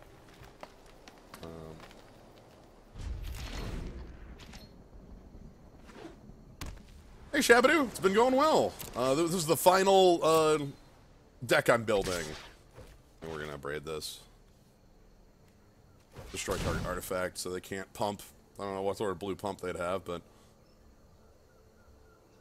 I'm gonna have to grow from the ashes for 1 land. That's okay. That's even better now. Grow, normal grow. Are they countering that? They're considering it.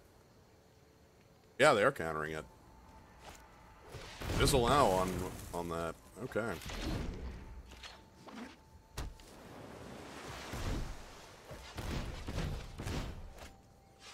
Hadim Council. Beginning of your upkeep, if you control the highest CMC artifact. Draw. Okay.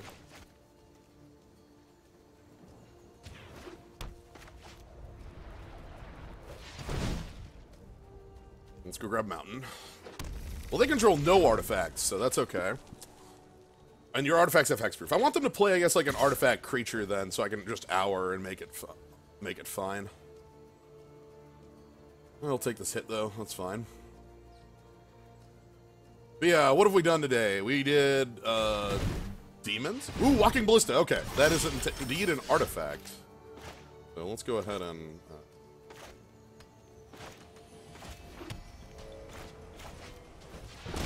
Hour of Devastation.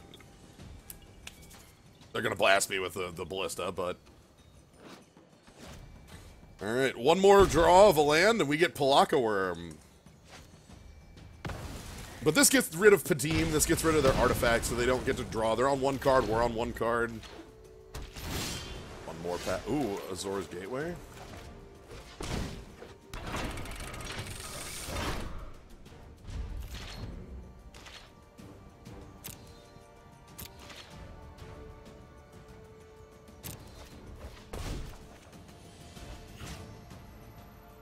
Goodbye, my friend. We'll meet again.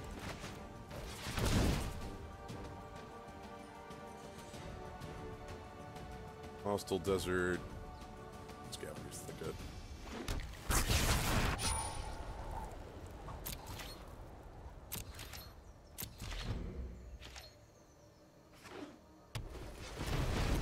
Ooh, 6. Jin, alright. Okay, so let's get rid of the Thicket.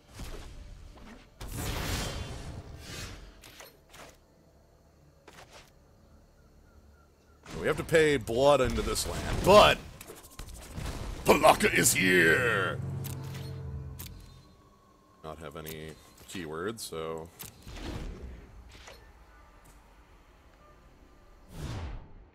Okay, so we have 2 under it.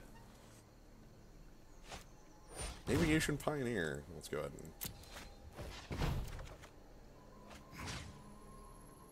gonna put the Grow under it. Because that's 3.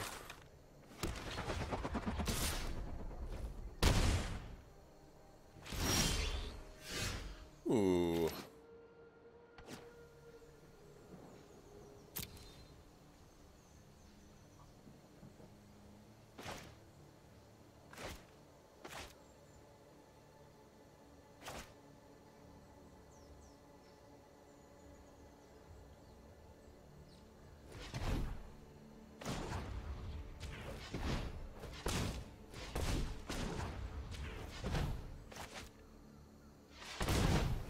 Yeah, X's ignore this X. So. Rise, my elemental friend. Okay.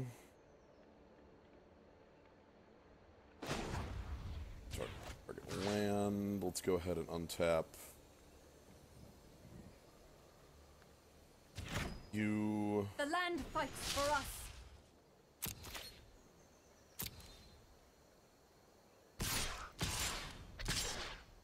Get in!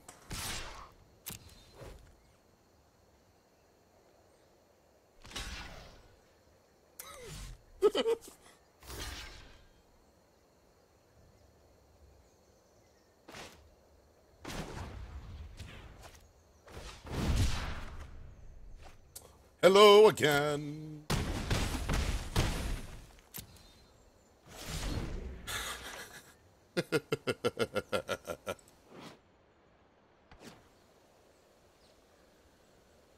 Palaka returns.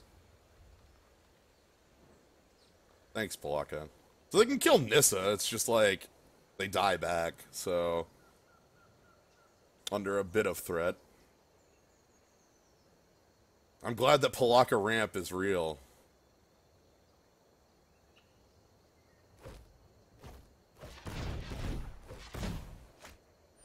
Sovereign! Alright. That's gonna kill one of my...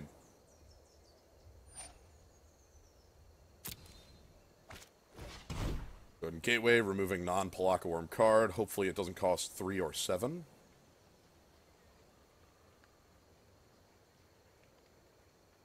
Or 0, I suppose. We want... Oh! Infinite Palaka Worm. Alright, I'm gonna give Palaka Worm I'm glad we got. I'm glad that we got to give Palaka Worm the final send off. So, anyway, that's actually going to be it for today. Thank you to everybody in the zoo for joining today. Thank you to Wizards for providing the Sly 9 preview account and the codes I've been giving away. Thank you very much for coming today. I've been having. I'm glad we got to show off Constructed. This is something that doesn't happen very often for me. Yeah. If you want to catch more stuff like this, cards are what I do, so you can always follow, see when I go live. If you want to catch, if you want to support things I do, you can always subscribe. You get access to cool skulls and the like. It's, you know, it's good stuff. But I'm really glad that you were here and had a good time. I'm opening up some packs. Much love drafts. These constructed decks are fun. I'm glad you all enjoyed it. This is, again, not my wheelhouse. This is not where I normally am. But, you know, I think it was well worthwhile, and I'm very grateful that I had the opportunity for it. So, anyway, thank you all for joining. Hope you all had a very, very fun time with Constructed, and maybe we'll get to do more of this, but I'll let you know. Good night, everybody.